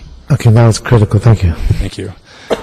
In terms of infrastructure, the EIR, as I mentioned, looked to the year 2030 and the projected level of growth to analyze impacts to the environment per CEQA regulations. Infrastructure is a term with many sub-elements, and it's important to note that the EIR provides information on each of these.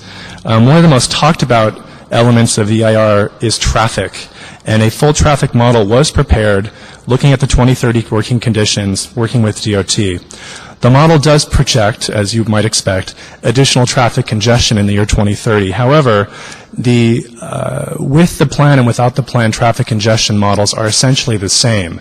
That being said, essentially, the majority of traffic in the region is generated from outside sources in terms of, although we do generate by having additional transit-oriented development, we do anticipate a reduction in trip generation within Hollywood for that new increment of growth.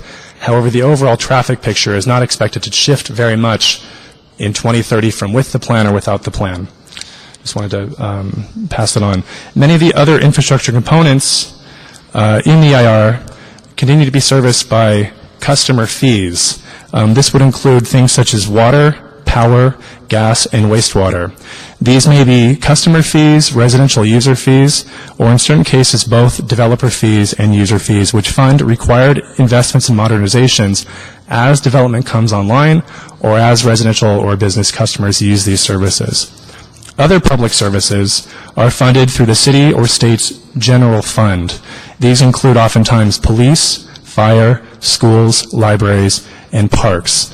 The Plan EIR includes an assessment of the projected long-term needs of each of these, along with plan-level mitigation measures. These inform city departments, their work programs, deployments, and the city's annual budget process. Some public services receive impact fees from certain types of new development, such as schools and parks. Other public services are actively involved in the approval and design of new development, such as police and fire, through permit review, design, and approval processes, including subdivision processes. Recognizing the impact that changing economic cycles have on government, the plan allows the city to better prepare to meet infrastructure needs and maintain adequate service for the life of the plan than by not having this plan.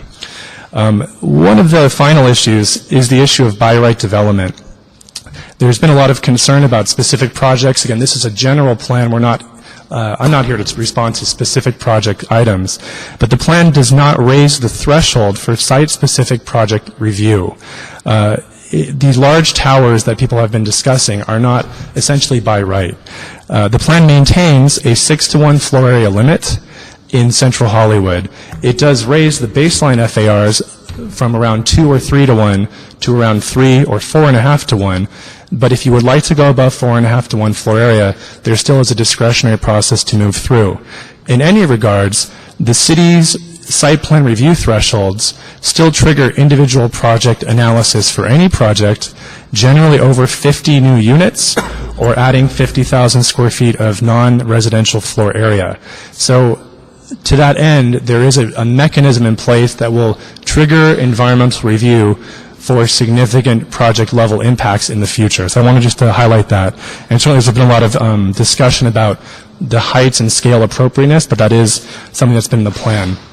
Finally, responding to a few of the specific comments on sub-areas in the plan. The plan included a number of sub-areas of change, and I think we have not heard a lot of feedback on those sub-areas, which I think speaks to the way in which they've been modified to help. But in front of the committee today is a proposal to restrict residential density in the Melrose Hill and Santa Monica neighborhoods. So Santa Monica Boulevard and Western Avenue, recognizing that mixed use may be desirable there, the proposal in front of the committee is to further restrict that density from an R4 or RAS4, which is about 1 unit for 800 square feet of lot, to R3 or RAS3, which cuts it in half. So I wanted to highlight that that's in front of the committee for their consideration. As I mentioned, the plan maintains the Barham, Franklin, Cahuenga Pass, Beechwood Canyon, Hollywoodland, Mulholland restrictions in place in those important portions of the hillsides. It maintains and expands the slope density regulations, which I've hit on. And finally, there's 2 sub-areas that were mentioned that the committee may have more questions about, or perhaps this answers the issues from our hearings. Sub-area 9:2 is a sub-area of change proposed around Serrano Avenue in East Hollywood. This is a down zone, actually, of an existing community to better reflect and maintain bungalow courts in that area. There's been some discussion over whether this down zone is large enough, whether it has pulled in enough of the bungalow courts in those areas. And the proposal in front of the committee is essentially does not capture all of those bungalow courts, is what we heard. It's important to note that by the proposal in front of the committee is a balanced viewpoint that also allows some critical affordable housing projects to move forward. So I wanted to address that concern and say that the downzoning is arguably helping, but people may be feeling it's not helping enough. Finally, there's an issue, sub-area 39:4, which is a portion of industrial zone land along La Brea in the Willoughby area. This area is currently zoned MR1. The MR1 zone restricts retail uses, even though that is on La Brea, and one could argue that retail uses may be appropriate on La Brea in that area. The staff did thoroughly analyze this issue and ultimately recommended the retention of the MR1 zone, which was also advocated for by the City Planning Commission.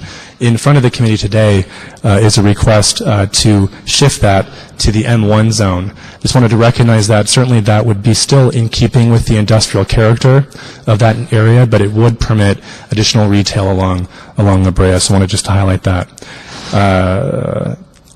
Finally, we have one environmental issue. I don't want to go too much into environmental issues. You may have some questions on environmental issues, but one comment letter that was received, or a number actually, have talked about, would it be appropriate to have a downzoning alternative? That is in the record. Some people have asked, instead of upzoning, is it appropriate to perhaps consider downzoning to maintain neighborhood character?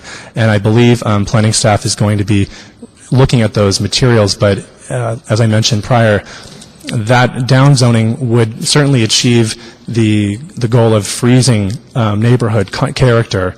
But again, the plan's objectives are to accommodate a certain level of population growth, certainly jobs and employment growth, and vitality. And so that would be something that would not meet those projections that we have been given by SCAG. So I just wanted to hit those main issues. I hope I hit enough here, but I wanted to present and make sure we could give a thorough feedback on the hearings we had. Thank you.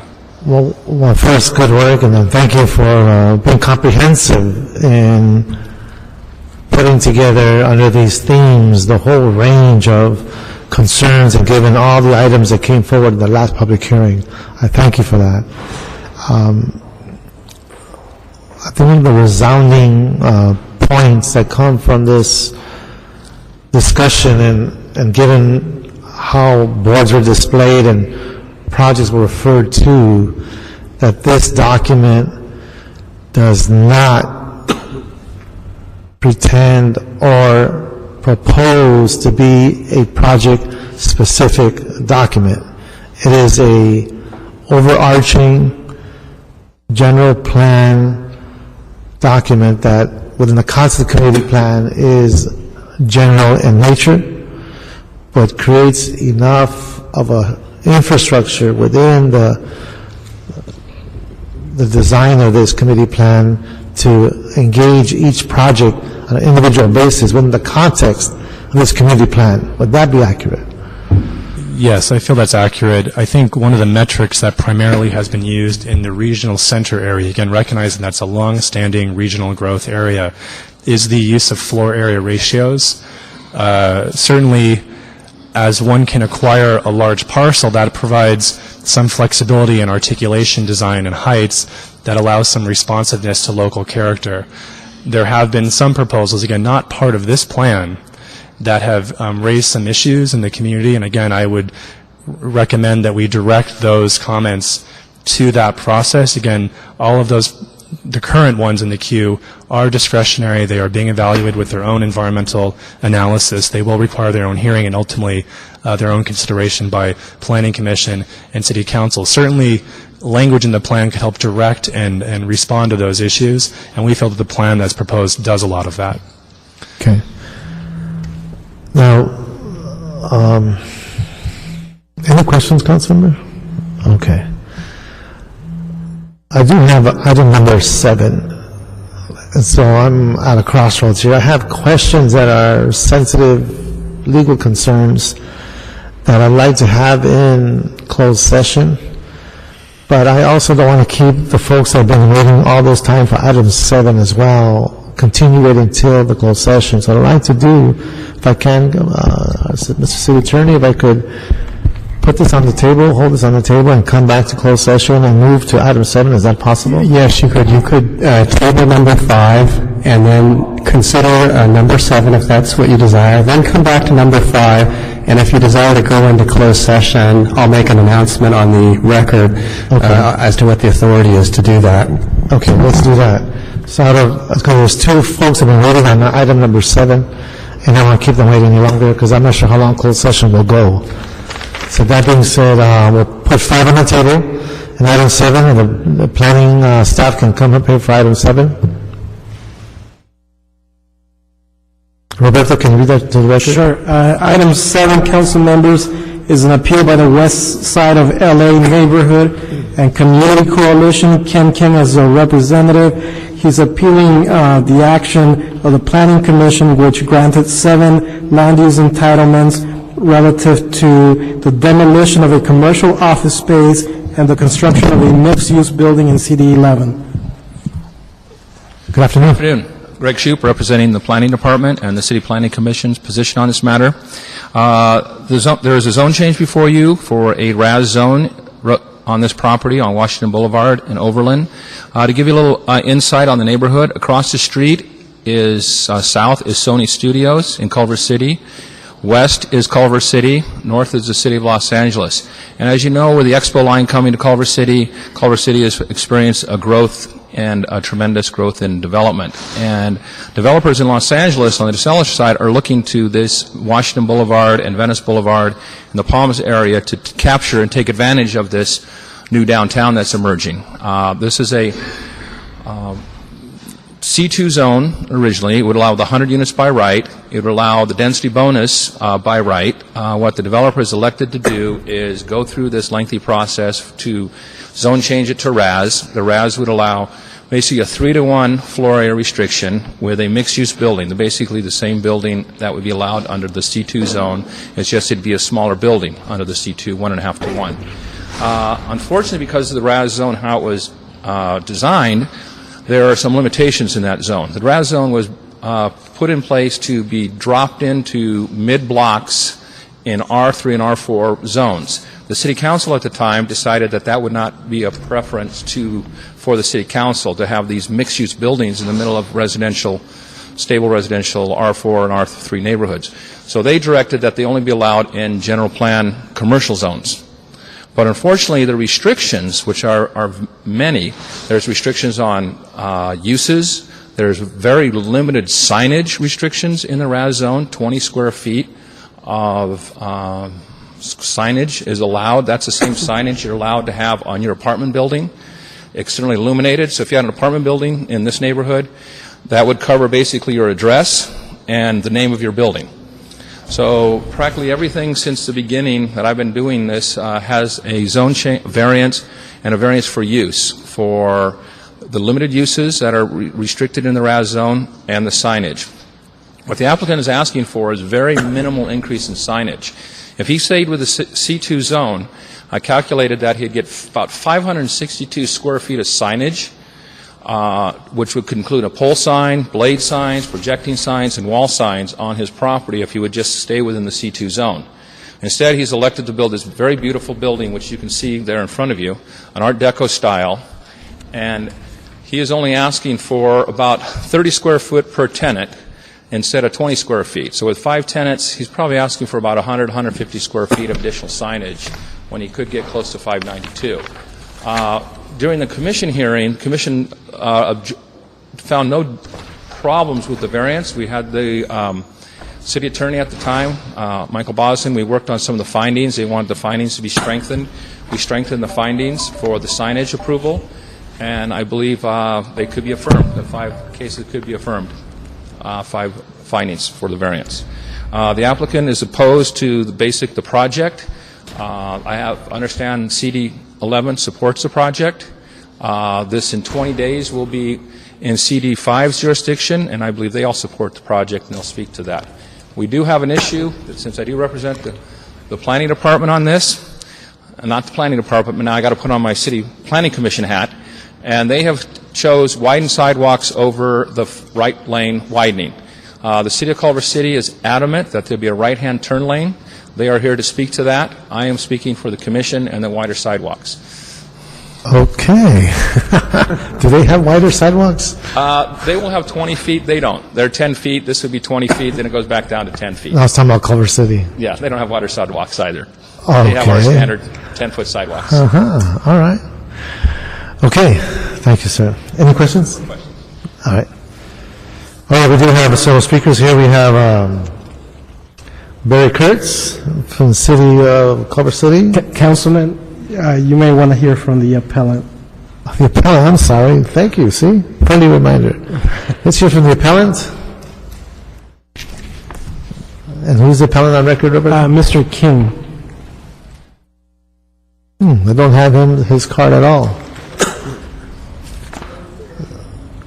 Okay, just a minute. We want to get the appellant, Mr. King? Yes, Mr. Ken King, he's noted as the appellant. I have not seen Mr. King in the audience. Okay. Right, there's no card for the representing appellant. So. But he's listed on the... Okay, that's good. We on the record, we asked for him. So that's important. Okay, being that the appellant is not here, we've asked for his name several times. We'll move to the next speaker, and that would be Barry Kurtz.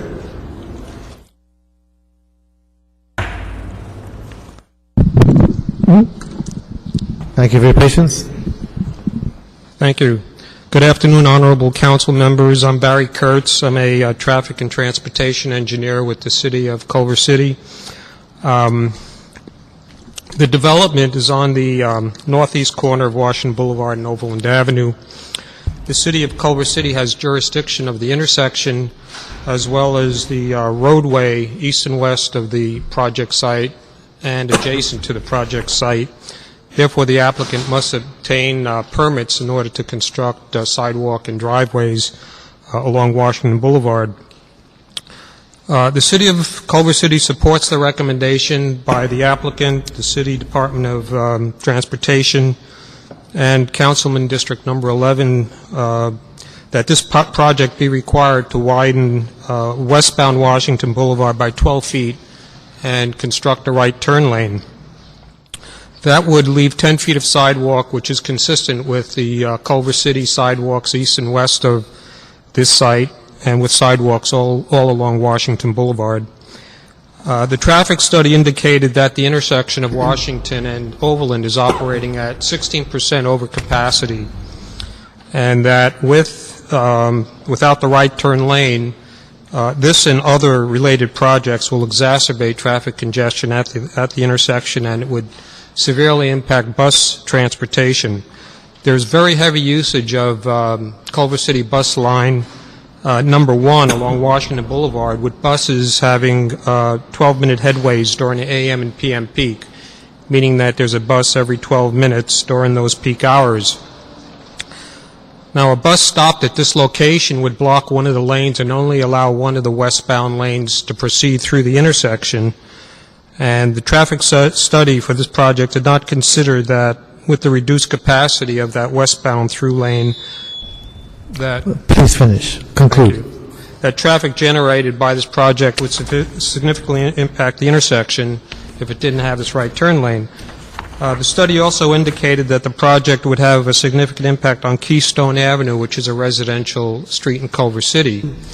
And the only way to mitigate that impact is to restrict left turns out of that so it doesn't go through the neighborhood and then it goes right towards Washington Boulevard. That would create additional right turns at the intersection of Keystone and Washington, and those right turners would continue at Washington and Overland, further exacerbating the intersection. Thank you, sir. Thank you for that. You can rest. The rest of your comment, you can put it in writing. I appreciate that very much. The mayor of Culver City wrote a letter to CD. Get submitted for the record. Thank you, sir. Thank you. Next speaker, I believe it's Niall McNamara. I'm blowing this one. McNamara. Good afternoon. I'm Niall McMenamin. How do you pronounce your last name? Niall McMenamin. There you go. Okay. Thank you. I am the Vice President of the Palms Neighborhood Council. I'm also the Chair of the Land Use Committee. I'm here in support of this project, and I'd like to just discuss some of the process we went through in our due diligence for this project.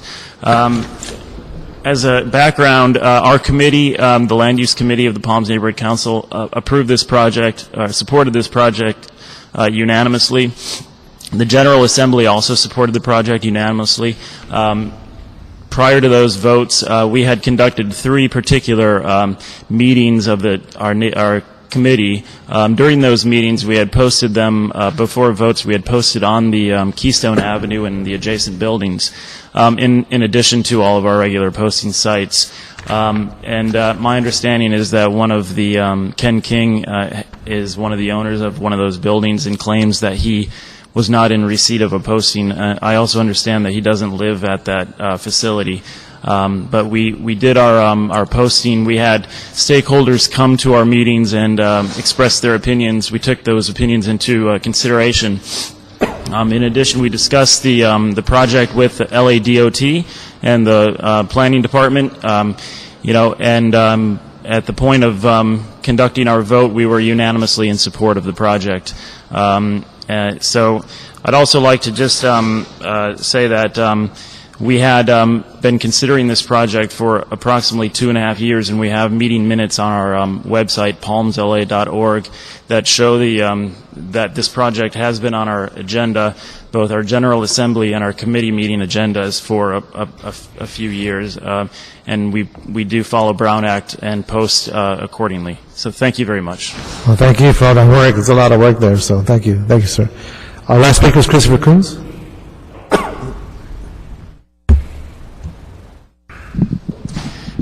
Good afternoon, Christopher Koontz on behalf of Council District 5, Councilman Paul Kretz. We're very excited about representing Palms in about 20 more days now. We're excited to have this be the first project that's built there. You're counting the days, huh? Okay. When you go to Palms, it's a great neighborhood and has many positive aspects. One thing it doesn't have a lot of is remarkable architecture, and this particular applicant is going to build something that is really going to give Palms some identity and is going to be a pretty remarkable deco building and is a truly mixed-use building. It's not just an apartment building with a coffee shop. It has a retail level. It has some other commercial uses as well as the housing, and we're very excited about the project. It is a beautiful building. Okay, and what's Mr. Koontz? In relation to the wider sidewalk versus the left turn, is there a position your office has on that? Well, we would prefer to see the wider sidewalk. My understanding is that Culver City's prepared to litigate over the issue, so we're willing to begrudgingly accept the narrower sidewalk, but that's sad for pedestrians, and we're going to revisit that issue in the future. But does it work the other way too? Given their intersections, how they impact us? No, I won't go there. I won't go there. I shouldn't have done that. Okay, Whitney Blumenfeld.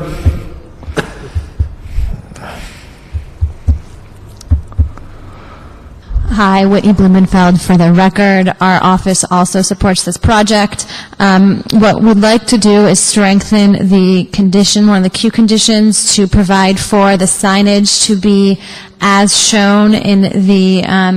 Ms. Blumenfeld, is that because you inherit the area in 20 days? It's because we give up the area. Oh, you give up the area. Okay, We give up the area. All right, you're flipping. But we still want to strengthen the conditions to make sure that our other council office is left with the great signage. So we are obviously not supporting the appeal. The other one item is that we are actually supporting Culver City in not having the wider sidewalks to provide for the right-hand turn lane and the better traffic flow, given that they have the 10-foot sidewalks, and so it will be a continuation of the same measurement. There is some language that can just be added in. I don't know if you need the planner to read it into the record or if you need me to. How long is it? 3 sentences. Just to say, we'll submit it with conditions per the record. Okay. Okay? Fine. As submitted. As submitted. All right. Okay, so we can move this item. So your action, Councilman, would be... Wait, just for the record, Deputy City Attorney Ken Fong, for the record, we are supporting the project. Okay. And we are not supporting the appeal. Okay. As with conditions as submitted by the council office. With regards to the eliminating the 20-foot sidewalk and having the right turn lane? I'm assuming that's within the conditions, yes. Okay. That's the second on that? Okay. Is that okay, Roberto? Mr. Senator? All right, good. And the beautiful building, too. It's nice. Love to see that in Lincoln Heights.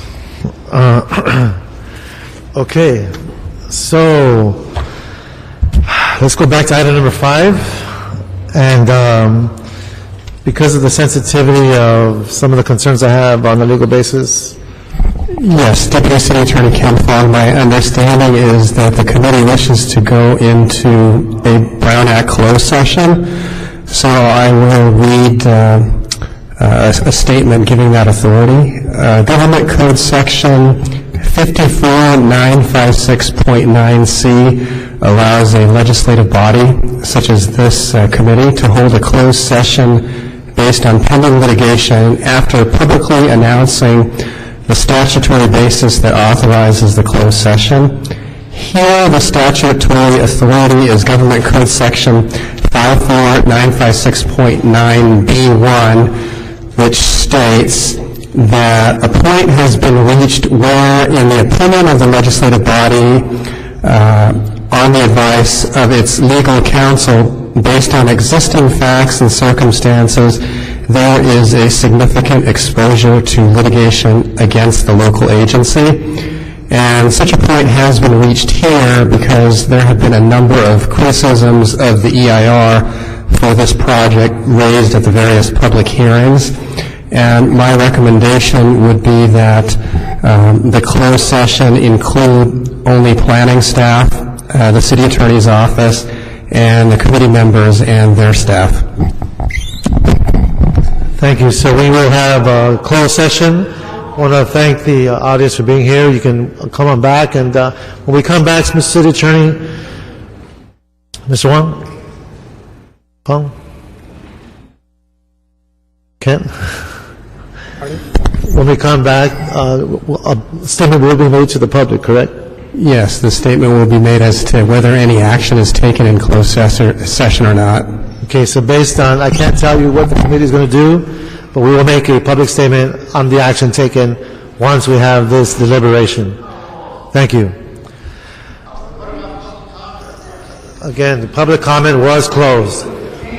I'll be back.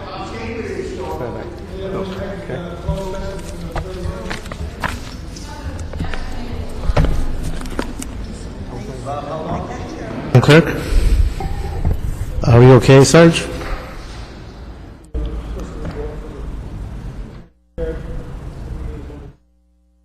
Okay.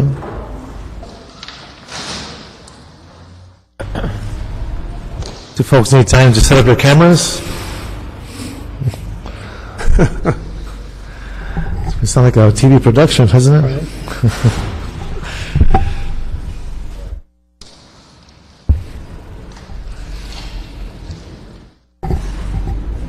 Just to let you know what he's trying to explain, and he doesn't really understand it either. There is a deaf person here who is a member of the Mid-City West Neighborhood Council and an elected official of the City of L.A. That's his accommodations provider. This is not a setup for television cameras. That's okay. And it would be a violation of the Americans with Disabilities Act if you didn't wait. That's why. Oh, don't worry, we are going to wait. God forbid we, with great pleasure, we will wait.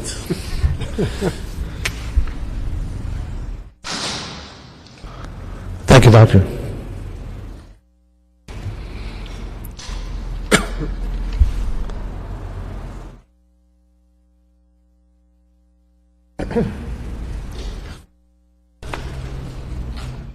That's it, okay. I sure it's not a stenographer? No, just kidding. Okay.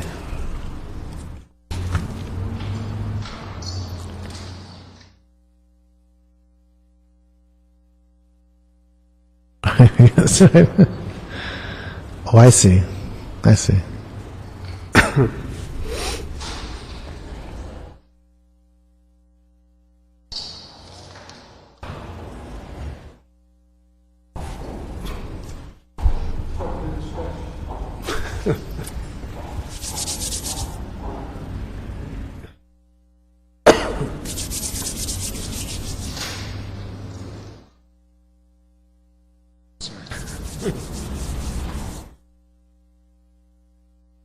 Is that you?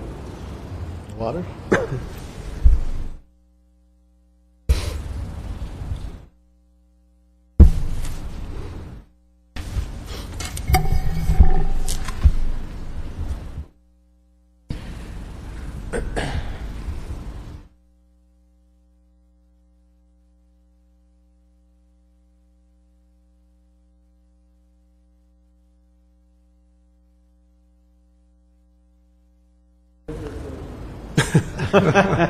Oh, they don't start yet, do they? 7:30. He's for this series. The Nuggets.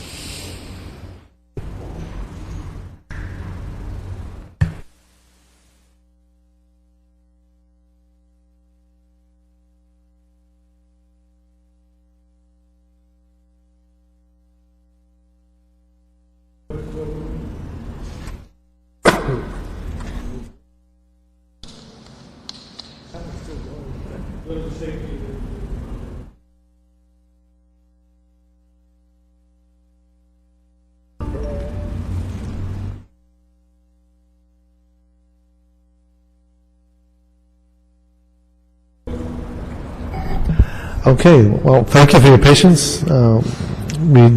This brings back item number 5. Closed session has concluded. I want to thank everybody in the audience for your patience. Yes, and for the record, in closed session, which is just adjourned, no action was taken by the committee, and now we're back in open session on item number 5. Okay. So, given the discussion we had in closed session and material in front of us, I'd like to recommend that move this forward without recommendation from this committee and allow for more information to continue to evolve from this point to council and give us more insight given the sensitivity of these decisions. And that would be my recommendation for this committee, is that we move this forward to council, but without a recommendation. I'll second. Okay. All right, so that will be the action of this committee. And let's move into public comment. And we have with us Fran Reichenbach. Thought we had heard this item before. It was public comment. This is public comment on items that are not on today's agenda, I'm here to speak on the framework element and transportation element of the general plan. According to the 2005 TIMP, quote, in Hollywood, there are a number of reasons why the standard street dimensions cannot be achieved or may not be appropriate given the character of the streets and land uses along them. One of the reasons that many streets in Hollywood will not likely ever be widened is the historic nature of the area, particularly the Hollywood Walk of Fame. There are also many historic buildings in Hollywood that would have to be displaced to implement the roadway cross sections called for by the current standard street dimensions, end quote. The 1949 proposed parkway system planned for 2 freeways through Hollywood, which were never built, for north-south and east-west pass-through commuter traffic.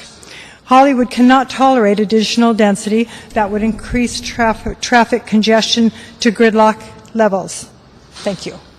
Thank you very much. That was pretty smooth at the end there. Mary Powell Harpo. Good afternoon, ma'am. My name is Mary Harpel, and I'm representing the National Alliance on Mental Illness. We have 150,000 members across the nation who are comprised of families and their loved ones with a mental illness.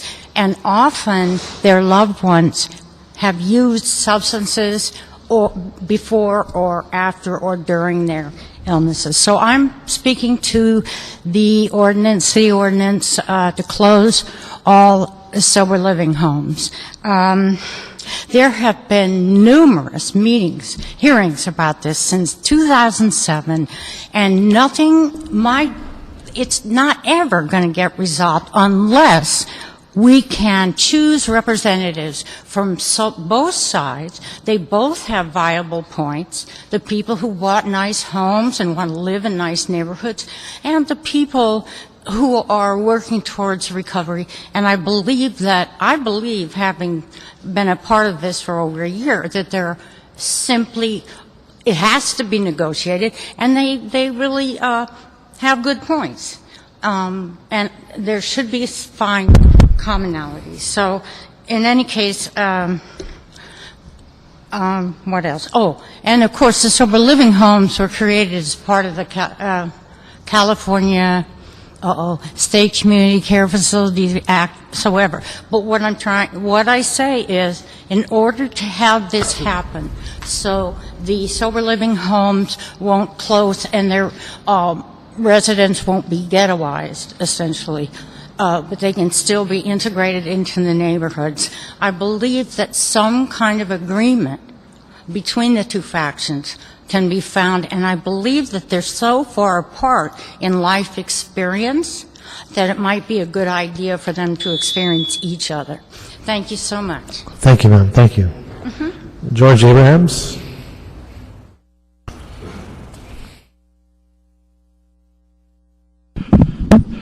George Abraham, SaveHollywood.org. I'm here to speak on the transportation element of the general plan.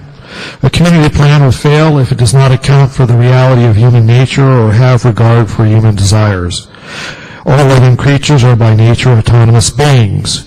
We want to go where we want, when we want, and how we want, and live where we want. We will not tolerate being forced to go only where public transit wants to take us, only when public transit is running, only by the means that public transit makes available. The U.S. Census American Community Survey proved that in Los Angeles, public transit takes 1.73 times longer than by car alone, and that only 11% of people prefer multi-unit housing, but LA has 40% multi-unit housing. Among the major metropolitan areas, the densest urban area is Los Angeles at a density of 6,999 per square mile.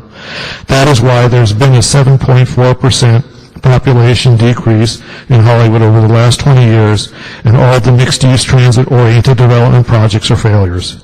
Hollywood Highland lost $450 million. Only 29 of 143 condos at Hollywood Vine have been sold after 2 years, and half of the commercial space at Hollywood Western is still vacant after 12 years. You can avoid reality, but you can't avoid the consequences of avoiding reality. Okay, we're trying to stay focused on items that are not on today's agenda. Thank you. John Walsh?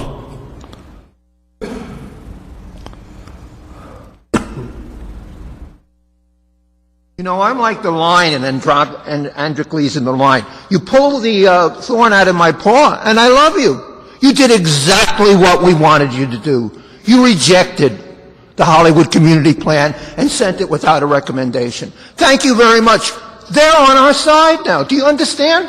Eric wanted them to vote. Excuse me, you should address your comments to things that are not on the agenda. Well, this is something that's not on the agenda. HollywoodHighlands.org calls on Eric Garcetti now to table this motion, to table the HCP, and if he doesn't, it's anybody but Garcetti for mayor. I know it's hard to take victory. This is a victory. Goodbye. We won. I know I'm talking about evil term here.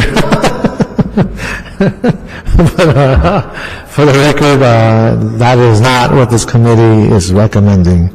That's his interpretation of what happened here. For the record, Edward Villarreal Hunt. Edward Villarreal Hunt. And then we'll have Laurie Buckle, I believe. Have to come on up after Mr. Hunt. Good afternoon, sir. I'm Edward Hunt for the 100-year-old Melrose Hill neighborhood of 4,500 residents. We're a predominantly poor and minority neighborhood, less than $30,000 annual income per family, and we're down in sort of the northeast corner of Hollywood. We're kind of pleased with the outcome that's been proposed for the plan, and I know you don't want me to talk about that. We cannot speak to the items on today's agenda. Okay, then I'll thank you, and just wanted you to know, again, we are a neighborhood of about 4,500 residents, and we are part of Hollywood. Thank you, sir. Thank you very much. Richard, I believe it's Spicer, if I'm reading this correctly. I can't read the last name. That's correct. Okay. And Good afternoon, sir. On behalf of the Greater Griffith Park Neighborhood Council, I wanted to try this out. Could you explain to us the process for scheduling items for the City Council? And an example, of course, might be when the Hollywood Community Plan item would be before that body. Okay. Typically, we do 2 weeks from point of committee to council. Yes, I think that's correct. But it's really not within this purview of this body to do that kind of scheduling. Right. Okay. I just noticed the deadline was June 1st. That's why I asked. Well, again, we'll let the clerk handle that, and it's typically about 2 weeks. June 1st is the deadline for council action. However, in this item, the city is the applicant, so the city has the option to request an extension. So right now on the agenda, this item is not, there is no commitment to have this item in council. It will be in council as soon as the report is scheduled. And so if you subscribe to Council File Management System, the council date that this item will be scheduled will be updated to reflect that. However, at this time, there is not a council date set yet. Thank you both very much. Okay, folks, so that concludes public comment. This meeting is adjourned. Thank you. Oh, I'm sorry, I got one more person. Yeah, well, come on up. That's what I asked you to come on up. Sorry, that was very fast. Okay. My name is Lori Beckland. I live in Hollywood, just east of the Bowl. I wanted to address three different things. First is farmers markets, that somehow or other, through dealing with all of the issues of the plan, that has been left out of our community plan entirely. And since that's a template for other places, it's a very serious issue. It is the most important culturally diverse issue for many of us there and for many people. You're not talking about the Hollywood plan, I'm right? not talking about the plan. I'm saying, what are we going to do if we're not going to name it in there, which we haven't? Then I would like this board please to consider another way of getting to that. Also, to please let us know, those of us who have been waiting for literally years, where Lake Hollywood opening stands. That's also not mentioned in the Hollywood plan, and it's something that's important while we're building a bridge. Can you please tell us when that will be opening? The last thing I wanted to address was a plea for transparency. I think it's reasonable for us to ask, who have come to hearing after hearing, that you consider that we made a public appeal for a Public Records Act, and to please let us know what happens from the time we go to public hearing and we come back and we don't know why things are changed, and in fact are having difficulty coming up with that. So I would request that you have some formal way of making transparent your own deliberations unless they're specifically put off the record for legal reasons. Thank you very much. That concludes this meeting.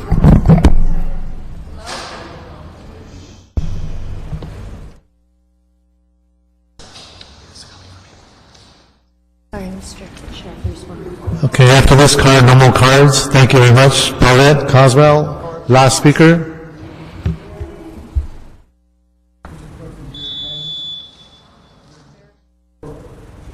Filled out a card. Just go ahead and give us your statement. My name's Mary Holmes, and I have concerns about the fact that the EIR that was just published by the Metro District that was finalized on April 18th makes the current EIR seismic report obsolete.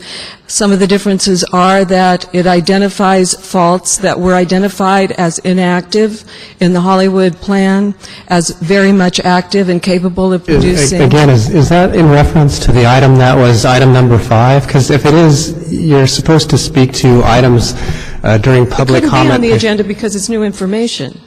Isn't that correct? No. The Brown Act requires that public comment under the Brown Act, you have to speak to items that are not already on the agenda. A public hearing has already been held in connection with item number 5, which was the community plan and the EIR. Thank you for letting me speak at all. I really feel privileged and heard. Thank you.